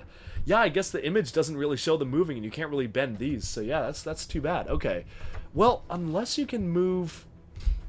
I wonder if you can move the ball joints on the actual lower legs here. Maybe you should watch a Bricks by Mind review to show him do the alternate builds, because unlike him, I'm not crazy enough to disassemble the entire set and rebuild it, although I do commend him for doing that. No, you can't move them. Oh, that's too bad. Okay, so can't move the legs. That's a little bit disappointing. but otherwise, it does look pretty cool, and I like how it is a completely different direction than the standard horse, because you can actually have it be a centaur, a four-legged creature. So definitely really excited to see this one. I probably will still buy another copy of the set just to try it out, but now, let's take a look at the main model, which is, of course, the knight. And of course, there's some beautiful artwork in the instruction manual showcasing what you can do with the set itself. We're actually going to start off by taking a look at the figures, though, because there is a slight change to one of the main cast. Matteo is unchanged from his previous appearance in the Never Witch's Midnight Raven, right down to the exact same build for the slime pack here, as well as utilizing the specialized new LEGO Dreamzzz dual molded hilt mold of gold and transparent satin opalescent green for the laser blaster here. The legs are really nicely done, dual molded and printed on the side of the legs to showcase these sneakers. Just superb detailing, and he also is sporting that brand new mold for the vest there, and an alternate face as well. Now, Logan actually is slightly different than his other appearance, because this one actually has the LEGO Hidden Side dual molded hoodie and hat combo. This piece is currently exclusive to this set for this version of Logan, and you can see it has this kind of flame yellowish orange hat with the Dream Chasers logo on it, and then you have just the regular dark blue hood around it. He has an alternate face that seems very angry, almost like an evil looking alternate face with the red eyes, but I guess that's something that will appear in the show, and thankfully he does have dual molded legs as the character was intended and designed to have, which just looks so good and very congruent with the printing, and that's a nice reference to the LEGO Monorail logo too.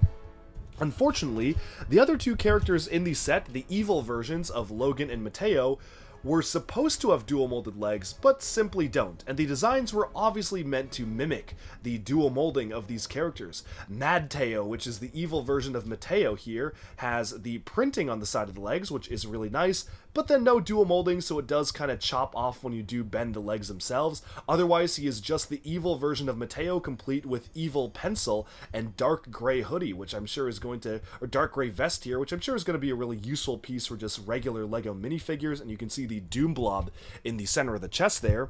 Dogen, the evil version of Logan here, has a hammer scythe type of weapon, and he utilizes the new dual molded armor piece in black and transparent pink, plus an alternate expression where he's cackling at the misery of his enemies. Moving on from that, in terms of the other smaller side characters, we get two of the former minions of the Nightmare King, Sneak and Snivel here. Sneak, of course, now works for the Night Bureau, and he's on the side of the good guys, although unfortunately, the instruction manual depicts him as a villain, #justice for Sneak in the manual, whereas Snivel we just haven't really seen that much other than him still working for the Night Hunter, who I guess is still sort of allied with evil, although I mean in the latest season he basically was a good guy too, so technically they're both kind of good guys at this point, but they look evil, so the instruction manual brands them as such, teaching kids to take things by their initial appearances and judge books by their cover. Moving on from that, we have the collectible of the set, which is one of the new Midnight Raven elements, dual molded with transparent pink and black, complete with the new element introduced for Dreamzzz, this specialized detailed element for the top of the glass piece with one of the trapped realms inside there, this one depicting the Sandman's Tower.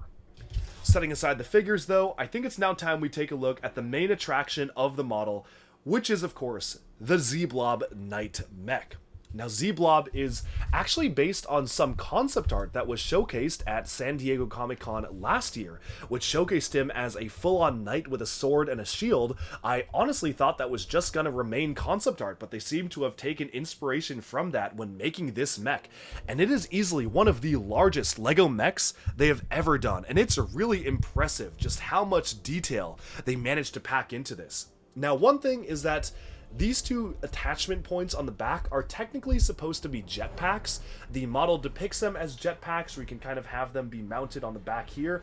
However, I personally think they work a lot better as these kind of back weapons. I think that they just have a really cool look and feel to them. They almost feel like super high-tech sci-fi style of cannons, and I think they just look so much cooler this way than the jetpacks, and it's LEGO, so I get to do what I want with it, and to me, in my mind, these are giant cannons. I can just imagine them pointing up at the Midnight Raven, going like boom, boom, boom, shooting out like energy blasts in the shape of the swords. They're just so cool, and I just like to picture them that way, so that's how I have this one displayed. He does have a regular, more traditional sword and shield as well, which you can see here are nicely removable, so you can choose to actually take them out and do whatever you want with the sword and the shield, and then you can just put them in the hands and have them be articulated that way.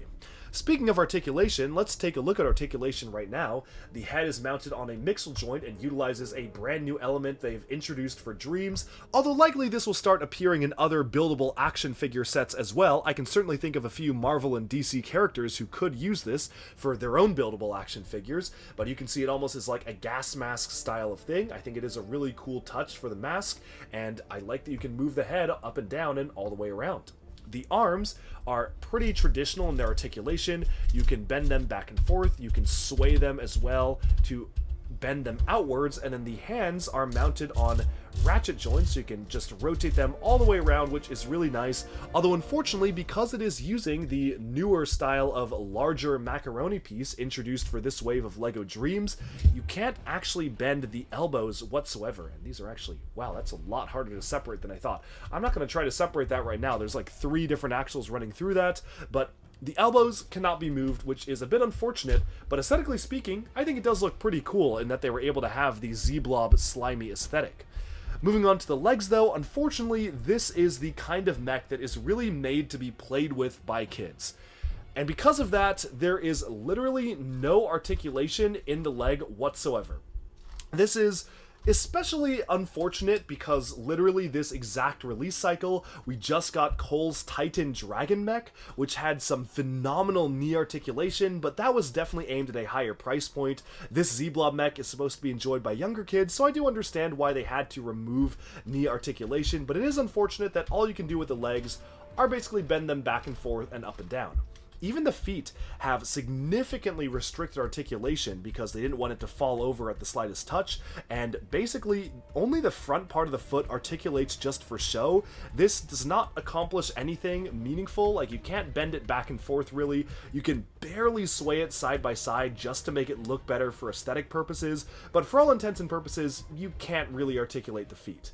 Now, that being said, this model is very, very stable. You can pick it up and it'll basically just stand down no matter what pose you actually have it in. And I think that is a very powerful thing to have a kid's toy just be able to plunk it down. And of course, as you saw at the beginning of the review, if you're really careful with it, you can kinda have it in a walking pose as well, where the feet are at least off the ground. So again, you can't articulate it whatsoever, but you can sort of have it in a walking pose thanks to that.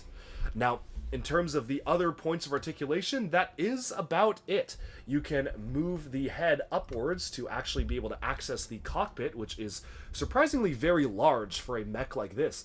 But otherwise, not much you can actually do with the mech itself. However, I will say, I am actually a really big fan of the way they were able to pull off this mech, mostly because of the color scheme and the aesthetics of it just feeling incredibly strong to me. The white, blue, azure, transparent green, and lime color scheme is one that works remarkably well for this style of build, and I just love how much character this has. Despite not being able to really pose it up, this feels like a very, very large-scale menacing mech. Of course, you've got stud shooters on the ends here too, so you can use those to go into battle. You have the large transparent green shield element, which is a really cool piece to get. I only wish it was a bit larger, but this is basically the largest dish that LEGO produces now, so I guess it makes sense to have it as a shield here. But overall, it's really cool. Like, this is a really cool looking mech, and despite the fact that you can't really articulate it, there's not a ton that you can actually do with it. It just looks cool on display. I really like the way this looks, and I'm a big fan of the build in general. Now overall, definitely would recommend this set for $130 though. Is it worth the price?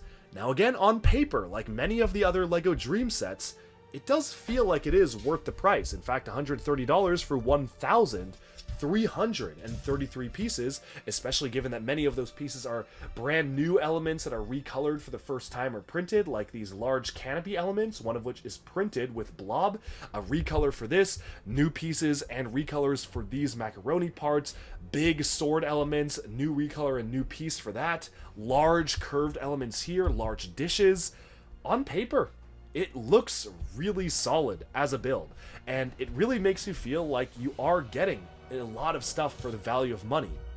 However, LEGO has proven they can make mechs this size that can arguably do a lot more, with more articulation, with more play patterns, with more different types of posability, for cheaper prices. And I hate to keep bringing it up every time we talk about mechs this year, but I have to mention Cole's Titan Dragon mech as the true MVP of this year, and it's just gonna be really hard to beat that in my mind. I know they're made for different age demographics, and it doesn't make sense to compare the two, but they are two large mechs, and one of them is cheaper than the other, and well, this isn't the cheaper one. Overall though, if you like the way this looks, if you like the color scheme, if you like what it offers, if you like the minifigures and what it brings to the table, I would say go for it. This was a blast putting together, and I'm sure that building the alternate designs of this build are going to be just as fun, if not more. So, that being said, given the amount of engineering that went into this, how impressive it is that they managed to make very different alternate builds for this model, despite just using the exact same pieces, and even the same pieces coming out of the bags in the same order, which is very, very impressive. I gotta say, I'm a fan of this set. It feels a little overpriced for what it is. I think 120, it's not that overpriced. Like 120 would be fine. I don't think I'd say 125, but 120 I think I can see. 130 just ends up feeling a little high, but again, it is absolutely not as bad as many other LEGO sets even this year alone.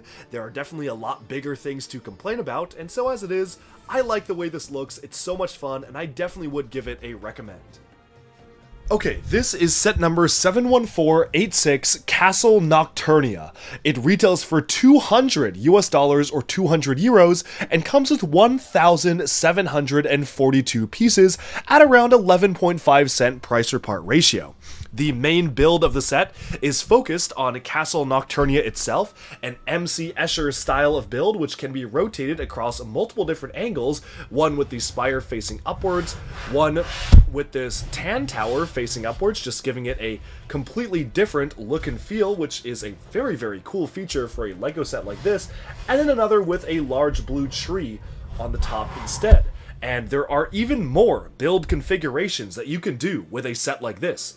Obviously, this is the main configuration, but once you get to around the halfway point of building this up, the instruction manual actually diverges, and much like many other LEGO Dreamzzz sets, you actually have the option to be able to build all sorts of different things that you want with the actual model itself.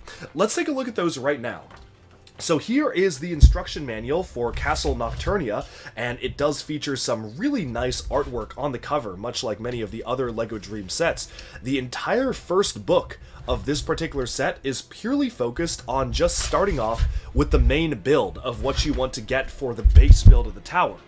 It's not actually until manual number 2, where you can see the different colored instruction manual pages, where you actually get a bit of different options for what you want to build with this. However, I will say the options are pretty limited in the amount of change you can do. 99% of the build will remain the same, and that is this core castle piece. The other little bit is just how you want to switch the way the towers are set up. If you want to have a larger turret and a tree on the top and then a little bit of a red detailing on the side here, you can do that option, or you can have the large golden tower at the top center here, tree on the side, and then red roof on this section. You can see it just highlights what you can build, so obviously what build that you see here, which is the A model, so to speak, is this version of the build right here. And you also have the option to just build it a slightly different way, where you can see it has the tree on the top, it has a slightly smaller red roof section here, and then a Gatling gun turret on the side as well. So overall, there's just honestly not a lot of different stuff that you can do with the alternate models, and I'm gonna be honest, for a build like this, I kinda was expecting there to be a lot more in terms of what you could change it into. I feel like this was prime real estate and a really good model that you could have just used the pieces and built something else, but LEGO Dreamzzz alternate models definitely suffer by the fact that, one, you have to build most of it before you actually make the alternate model, and two, you have to build it in the same order that the bags are opening in, which really just means that you have very limited options for what you can do in terms of alternate models for something like this.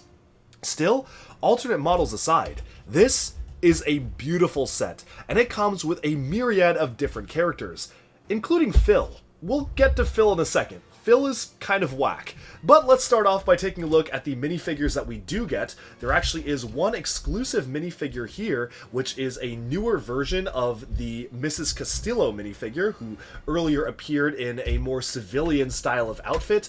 And then you have all sorts of different little dreamlings running around. In fact, it's taking me some time to just remove all the characters from the build here because there's just so much to get through. I'll actually start off with the one exclusive character here, and that is this new version of Mrs. Castillo or Mrs. Castillo. She is kind of this kindly old lady who, I guess in the show, doesn't seem to have any knowledge of the dream world, but in the sets she clearly is supposed to be a dream crafter because she has this hourglass staff. They've given her a brand new print for the headpiece here, where you can see she has a band around the eyes, almost like going into battle or something like that, where she has a mask on, and it's an interesting one to get. But overall, I don't necessarily know if we needed a brand new version of the character. She is just such a random side character who literally does nothing in the show anyways. It's kind of bizarre how we got a specialized new dual mold for a character like this. But, you know, maybe LEGO will plan to do more older, elderly people in the future, so they just want to reuse this particular body piece. But it is a really interesting mold to get, and so far the only set that actually includes her of this wave. Next up, we have the Neverwitch as the main villain included in the set. The Neverwitch utilizes her smoky contrails element, which was first introduced in LEGO Hidden Side, and later in Marvel and Ninjago and all sorts of other themes. She has this nice dual-molded, vibrant coral and black crown, and an alternate expression as well, which doesn't have the stripe on the side of the eye. Not really sure what that stripe is about, but maybe we'll see a little bit more about that in the show itself. She does have a very large staff to accompany her because she is mounted on this very tall smoke piece, although unfortunately it's not the same staff that she gets in the other two sets, which is just a lot more built up and more menacing than this version right here. Moving on from that, we have a couple of the evil characters, starting off with Dizzy here. Dizzy is the evil version of Izzy, and she comes with a waist cape, which is really nice and special, mimicking how Izzy got a waist cape in her Season 1 version of the character. This one is a new cut featuring tattered cloth, which is super nice and cool. She has a dual-molded black and trans pink hairpiece, as well as two different expressions here, an angry one and a cackling, laughing one right there. Plus the new dual-molded armor in black and transparent pink. Rounding up the evil forces, we have Matteo instead of Matteo, the evil version of Matteo here, who sadly has printing on the side of the legs, but no dual molding on the side of the legs, despite the other version of the character clearly being designed that were supposed to have dual molding on it, which makes the character's leg printing feel a little bit awkward. Otherwise, it is a really nicely produced character, and I like how they did manage to at least give him the leg printing, making him feel just a bit more special than some of the other characters. Well, we should take a look at the good counterparts as well. Matteo is actually an exclusive variant for the set, because unlike all of the other sets where he features his new vest piece, here he's using an armor piece from Ninjago Master of the Mountain for some reason, and he is wielding his brand new hilt element as a sword, unlike some of the other sets where he has it as a blaster. So I guess with the sword he needs to have armor, so I guess that kind of makes sense for the character. Good to get those dual molded legs with printing on the side of the legs here, as well as really nice detail, but I definitely feel like for a set this large they probably should have included the actual vest element because it is a really important part of this character, but it is good to get a variation of him. Moving on from that, we also have Izzy, so the good counterpart of Dizzy. Izzy is sporting a brand new printed cape. In some sets, she is told to wear it like a side pauldron, like so, but in this set, you actually are instructed to have it as a cape, so not really sure why there's a discrepancy there, but regardless, you do have either option, depending on how you want to mount it. She has that new hilt element featuring dual molded gold and transparent opalescent satin blue, just a beautiful color, and the blade here as well is a recolored Ninjago crystallized blade in transparent opalescent satin blue. Sadly, Izzy was clearly designed to have dual molded legs, with half of it being blue and half being magenta, but sadly, despite having leg printing, the printing just cuts off when you don't have dual molding, so it is very unfortunate that clearly both of the main protagonists were supposed to have dual molded legs, but somewhere budgets were cut, and that was removed from Izzy before production, meaning that it feels a little bit incomplete as a minifigure. You do have an assortment of other characters, creatures, and critters to keep your minifigures company, namely 2 Dreamlings here. The wizard reoccurs from that little small dream village set, this time he has a magnifying glass, and then you also have a bathing Dreamling where he has a shower cap on, which is just a cute little design. You also get one of these Dreamling Sprout characters, which appeared in the other Izzy set, so it's good to get just a nice new color of the Big Fig head in this nougat color of brown, and then finally, you have Sneak, who appears as a villain in the manuals, but is actually a hero in the show, showcasing how the actual instruction manual creators have no respect for the heroic deeds of Sneak here. He is now reformed and no longer evil, as per the show. Moving on from that, you get 2 new animals in the set, one of which is a red panda who has since appeared in some of the LEGO City sets that just came out earlier this June, and you also get this dual-molded black and trans pink raven, which appears in every single one of the LEGO Dreamzzz sets. Setting the figures aside, before we get into the main build, we gotta talk about Phil. Now, what is Phil's deal? I find myself asking that same question every time I watch the show. Phil is a manticore, so he's like a flying lion, and I'm gonna be honest, when he first appeared in season 1 of the show, he's kind of horrific. I don't really know how to sugarcoat it. He's kind of terrifying. He is a freaky looking dude, and the animation of him is very strange. The voice acting is even stranger. I don't know what direction they were trying to go for when they put him in the show. Prove you are a worthy dreamer, or be trapped forevermore.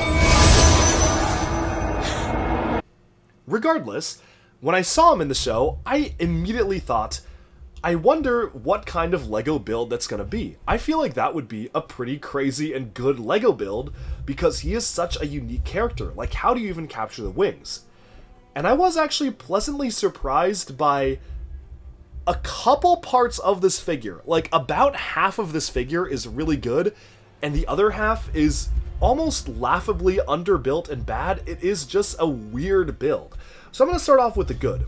The wings are actually legitimately really cool. They have recolored the dish element in transparent, opalescent satin yellow, which is super cool. You can move the wings on ball joints, and you actually have these transparent clips where you have these transparent Nexo tiles being used as well. This one's a nice color for the transparent satin trans blue here, which is super cool to get for the very nice like kaleidoscope and almost stained glass style wings. This is super cool. I'm a big fan of how they did the wings, and especially at this scale, I feel like they turned out really good. The same can be said for the head. I know a lot of people were dogging on the head when it was first revealed, but I think the problem is not with the head. The problem is with how the head is mounted, and we'll get to that in a second. But the head itself, I'm gonna remove it from the body, right?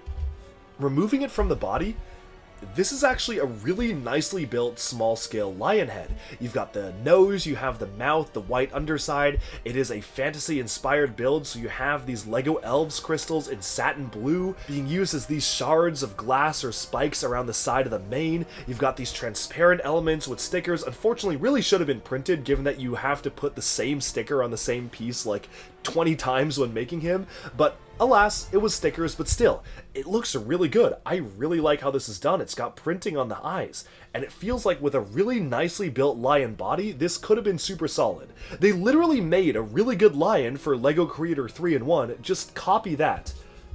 But then you can see how it mounts, because you see, it would make sense if the head was mounted like here, right? So it actually kind of looks like a lion, like an actual animal. The head's mounted here. That is weird. That makes the entire thing look kind of bad. I don't know why they did that. Sure, maybe like looking down, it kind of works, but this is just mounted way too high. And if you wanted to mount it that high, at least like make this slope upwards so it kind of looks like the body is moving upwards. But the entire body is basically just a rectangle. It almost feels unfinished. It literally feels like there was supposed to be stuff you could put on the back or other things you could do with it, and they just didn't finish it. The body is so weird. And the same can be said for the legs. They're just utilizing the LEGO Dreamzzz new connection pieces and ratchet joints, which this one only comes in black for this color scheme, so they kind of had to just work with what they had, and it just feels so underbuilt, and the body just ruins the entire design. I'm sorry to say, like, I don't want to be mean, and I'm sure the set designers were really working with a budget and the parts they had, but you had something good. They were kind of cooking with the wings, they were really cooking with the head.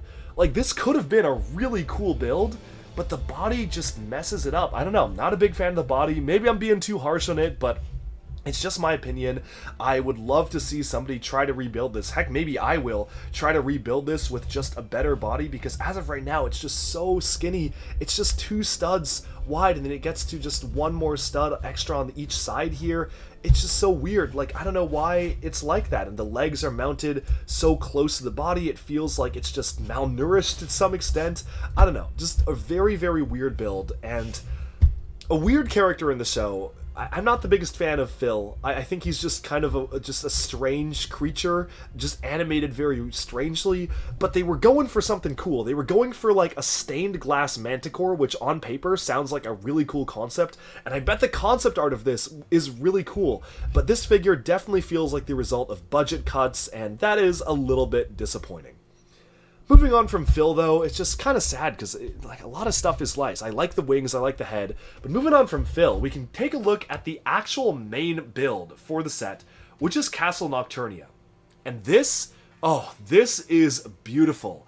Oh, one other figure I forgot to mention. I didn't even see him there. You have a little knight squire as well, a knight dreamling in there. So yeah, you got one other little critter to join the parade as well. So you get him as well, but we can move on to the main build.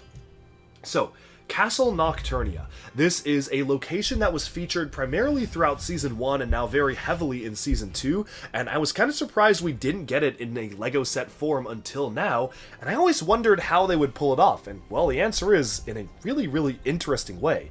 This is the kind of build that will look really good from pretty much all angles, and it is literally built to be angled in different ways. As I showcase at the beginning of the review, you can basically just take the build and rotate it and do all sorts of different stuff with the build itself. We're actually going to start off with the build for the main white tower and work our way over to the sides of the build, because I just really want to focus on what you get for the main tower, but as you can see, it is so sturdy. You can just really go crazy in terms of the amount of stuff you do with it. Starting off with the spire here, you have a really clever build for the hourglass, which you can actually kind of rotate and flip around and spin. Depending on how you want to do it, you can have the hourglass actually spinning, and it does spin up pretty nicely, so that is a very nice touch. I think it is one of the coolest aspects of the build, that you have this very ornate brick-built hourglass in the center there. You actually have this all mounted at an angle as well, so you can get a lot of really nice different styles of building techniques for something like this. Moving on downwards, you have a stained glass window, and that is unfortunately a sticker, but it is a nice sticker. It's just a really cool one to get, showcasing Castle Nocturnia in all its glory. And then on the inside here, there is a mysterious bookcase that swings open to reveal a hidden gem cup on the inside, showcasing some hidden treasures inside of the castle itself. On the lower levels, you actually have a fully working bathroom and sink. That was something I wasn't really expecting to see. It's a surprise to be sure, but a welcome one, where you have a toilet, literally a golden toilet. I think a very presidential looking toilet there, of course, as well as toilet paper and a full-on sink that you can use, and I really like how they did the window here, where on one side, you can see the window is kind of like this curved arch, but it's just using these transparent elements on the other side of it. So that is just done super nicely. Love the interior here.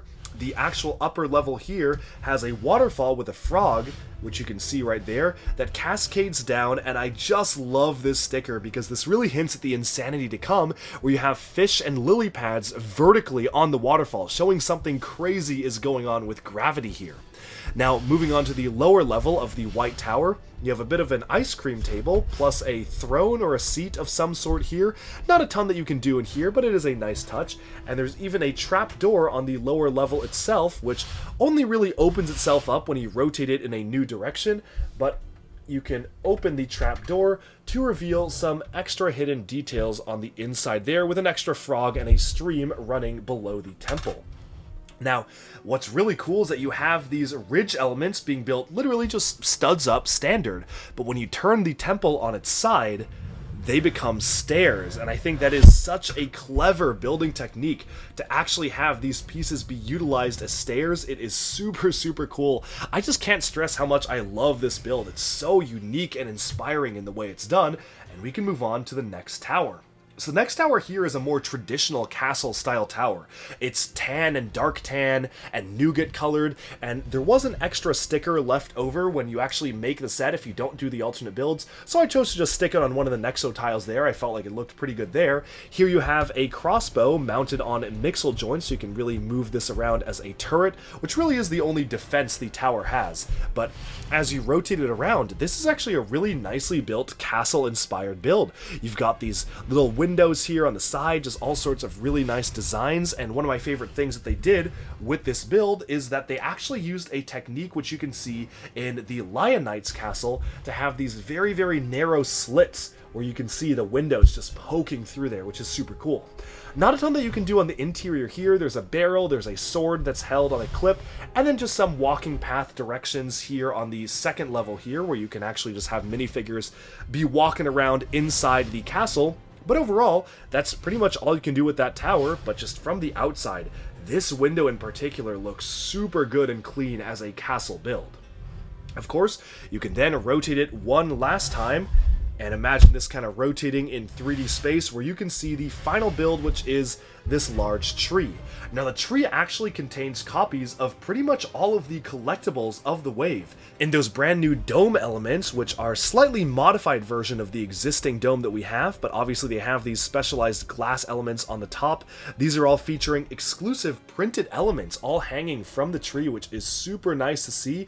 All of these nice printed elements showcasing the different realms, which have been kind of bottled up and put under the Never Witch's control, which I'm not really sure why it makes sense to have them in Castle Nocturnia, because this is supposed to represent the realms after the Never Witch has captured them, but I think it's a nice place to hold all the collectibles that you get when you get all the sets, and you can also just store all the collectibles there once you actually manage to get all of them, which is just a nice touch. Moving on from the top of the tree though, you've got some really, really nice rock work and vine work, and I really especially love this curved path, which kind of shows gravity just going crazy as you're rotating on one angle to another, just curving on upwards, and you have the roots moving around utilizing the LEGO Super Mario vine elements. Again, a super good parts usage there, very cool to see that. Some extra leaves on the side here, and just all sorts of different stuff that you can get with the build itself. My copy of the set was unfortunately missing a 1x2 piece here, but it's not the end of the world, and I have another one in my collection, so I'll just go ahead and replace that. Otherwise, that is pretty much all you can do with the castle. And I guess that kind of does sum up some points that I do have with the castle, in that this is absolutely a beautiful display model. It looks super good on display. I love how you can rotate it on different angles, and you can actually display it on all sorts of different areas. But it definitely does feel like a little bit of play is missing. There's not a lot that you can actually do with the building itself. There are no moving functions other than the hourglass, which you can spin. There's nothing super crazy going on with the way that you actually have any sort of functionality set up. Really, the main play function of the model is to be able to rotate it different areas, which is pretty cool, but I also think maybe is something that gets a little bit old after you do it for 4 or 5 times.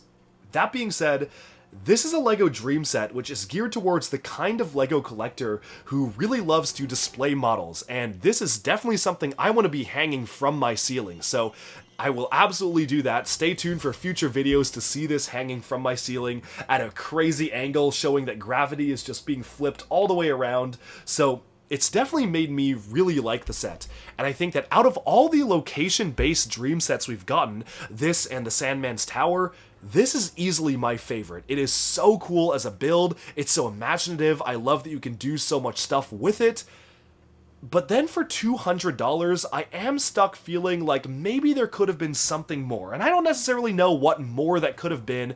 Maybe an action feature or a play feature or something just a little bit different, especially because the alternate build is very, very similar to what you get here. I don't know, just something a little different. But as it is, I like it, I like the aesthetics. 200 is just a little bit too much for me in particular, and the LEGO Dream sets seem to go on pretty good sales, so honestly, I would recommend maybe waiting for a sale on this one, but if you like what you see and are willing to pay 200, I'd say go for it because it is a beautiful model and one of the best and most innovative and creative builds we have gotten out of LEGO in recent history. One thing I always like to do with mega reviews is show the minifigure distribution of the wave, and talk about if I feel like maybe we got too much of one character, or should have gotten more of another, and just give my overall thoughts on how the minifigures were split up. I'm gonna actually start with the villain side of things, because the villains actually have one of the most even distributions of really any LEGO wave. You get 3 copies of the Never Witch, 3 copies of Matteo, 3 copies of Izzy, 2 copies of Zoe, 2 copies of Duper, and then 4 copies of Dogen. I definitely feel like one of these 4 Dogens should have been one of the ones that got only 2, maybe another copy of Zoe, because Zoe is definitely a really important character to get, but otherwise I can't really complain that much about the distribution. Yes, it is a shame that some versions of these characters are not quite as good as others, like Izzy, for instance. 2 of the 3 versions of her actually have the waist cape, whereas I really do feel like all of them should have had that, but for the most part, you get pretty much all the accessories that you need with all of these villains here, and I really like how you basically have an evil faction of the heroes going up against them. What's also really nice is to get so many of these brand new bird elements. The dual molding black and trans pink is super cool, and I really like how literally every set includes at least one of them, so you can really have a whole flock of ravens, which totally makes sense to have. In general, the villain faction of this year for LEGO Dreamzzz is pretty solid. I like it a lot better than the Nightmare King's forces, mostly because the Nightmare King literally had himself and the Night Hunter, and then no other minifigures. Like, he basically just had the little minions and Grimspawn to go with him. So this is a really nice welcome change to actually have the heroes be fighting actual minifigures this time, and even better, minifigure evil versions of themselves, which is always a very fun story concept, and something I wish LEGO themes would do more. So overall, pretty good.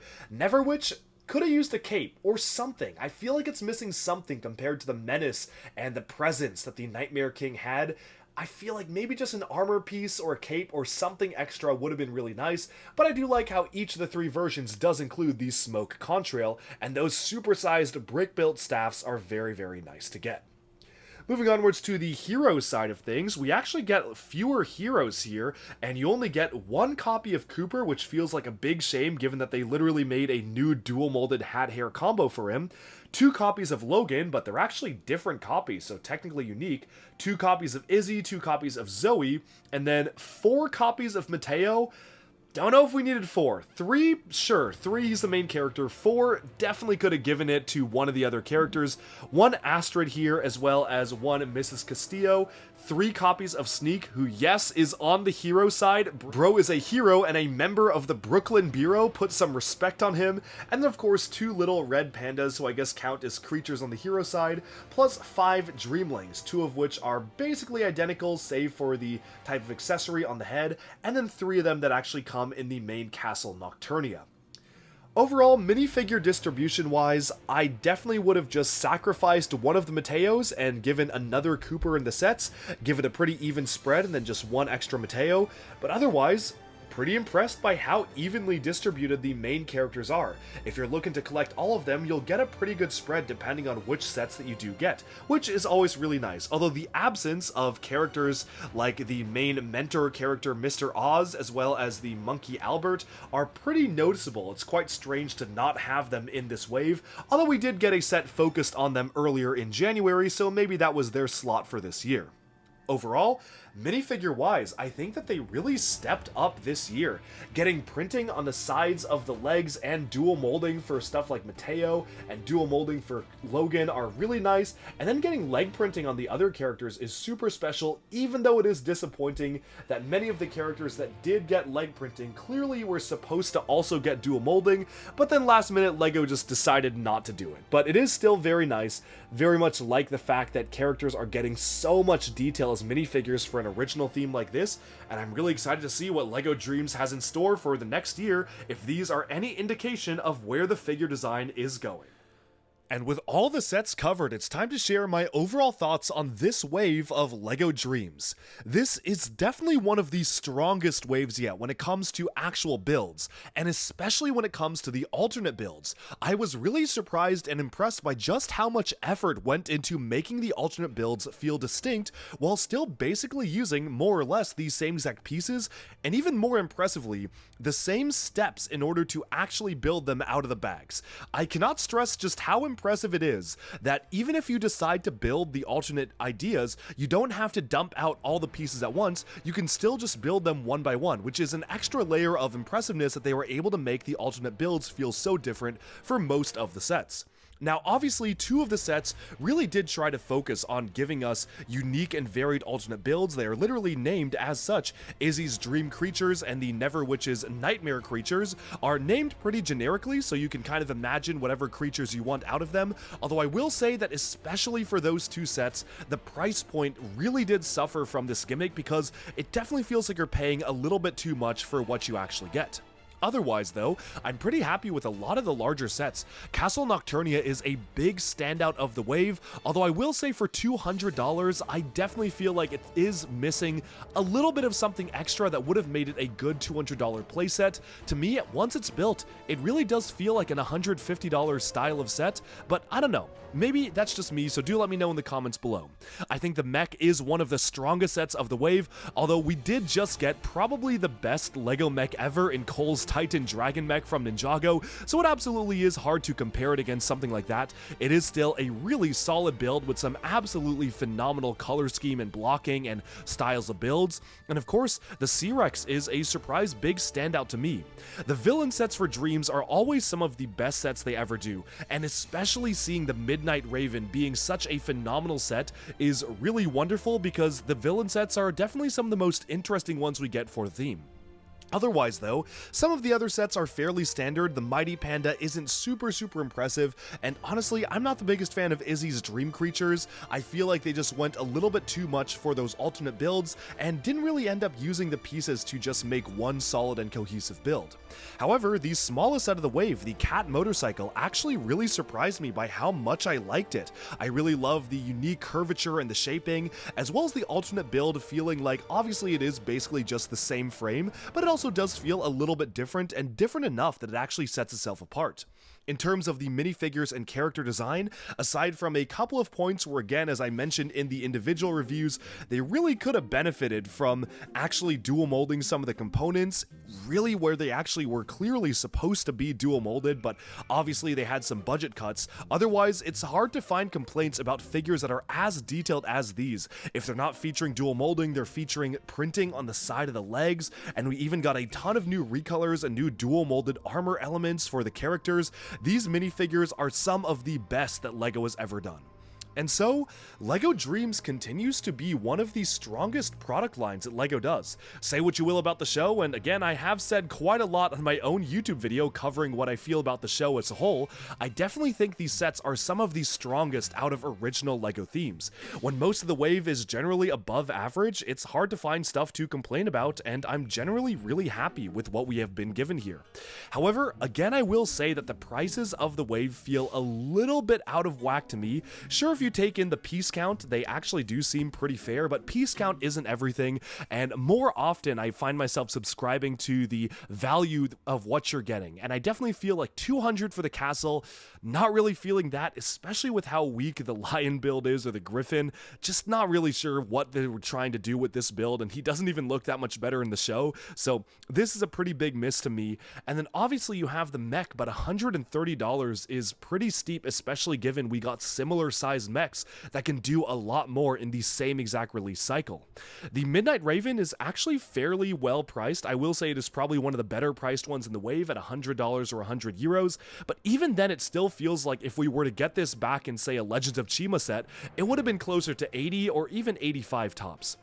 Same with the dinosaur C-Rex. It also feels like this is maybe just a slightly larger version of the Jurassic World robot dinosaur that we got that was a lot cheaper than this. Altogether, aside from the $20 bike, I definitely feel like the prices for the smaller sets in particular are really high, especially when it comes to the different sets that are focused on building your own creatures. $45 for the Neverwitch's Dream Creatures is absolutely insane, especially given that the final Raven build is honestly just not that big and feels like it's much closer to a $30 or even $25 build. All in all, I definitely feel like I have mixed feelings on the value of the sets, to be completely honest, compared to what you're getting. I love a lot of the builds, and I feel like Castle Nocturnia in particular is one of the most creative and inventive LEGO set builds we've gotten in a long time. With the MC Escher styling and the fact that you can display it at all sorts of different angles, it is just so cool, and it's just begging to be hung from my ceiling in my collection, but that price tag definitely is dragging it down in terms of making me really just love the set in particular. Of course, these have just been my thoughts on this wave, and let me know down in the comments, how do you feel about this latest lineup of LEGO Dream sets? Which ones are your favorites? Do you like them? Do you dislike them? And do you wish that maybe some of them might be a little bit cheaper? That's all I have to say for this wave, and hope you enjoyed this mega review. Let me know in the comments as well if you want to see individual reviews of these particular sets. I've tried to structure my thoughts on each set in a fairly individual way, so you can kind of just jump to the timestamps if you want to see an individual item, but of course, do let me know which ones that you want to see in more detail, and I'll see what I can do. That's all for this mega review, and I hope you enjoyed the video. Alright, and with that, we have summed up my review of every single one of the brand new LEGO Dream sets coming out very soon. Let me know in the comments, what do you think of these sets, which ones are your favorites, and what do you think of LEGO Dreamzzz as a whole? Thanks so much for tuning in. Be sure to like and subscribe for even more LEGO news, reviews, discussion, and analyses coming your way very soon, and bye for now.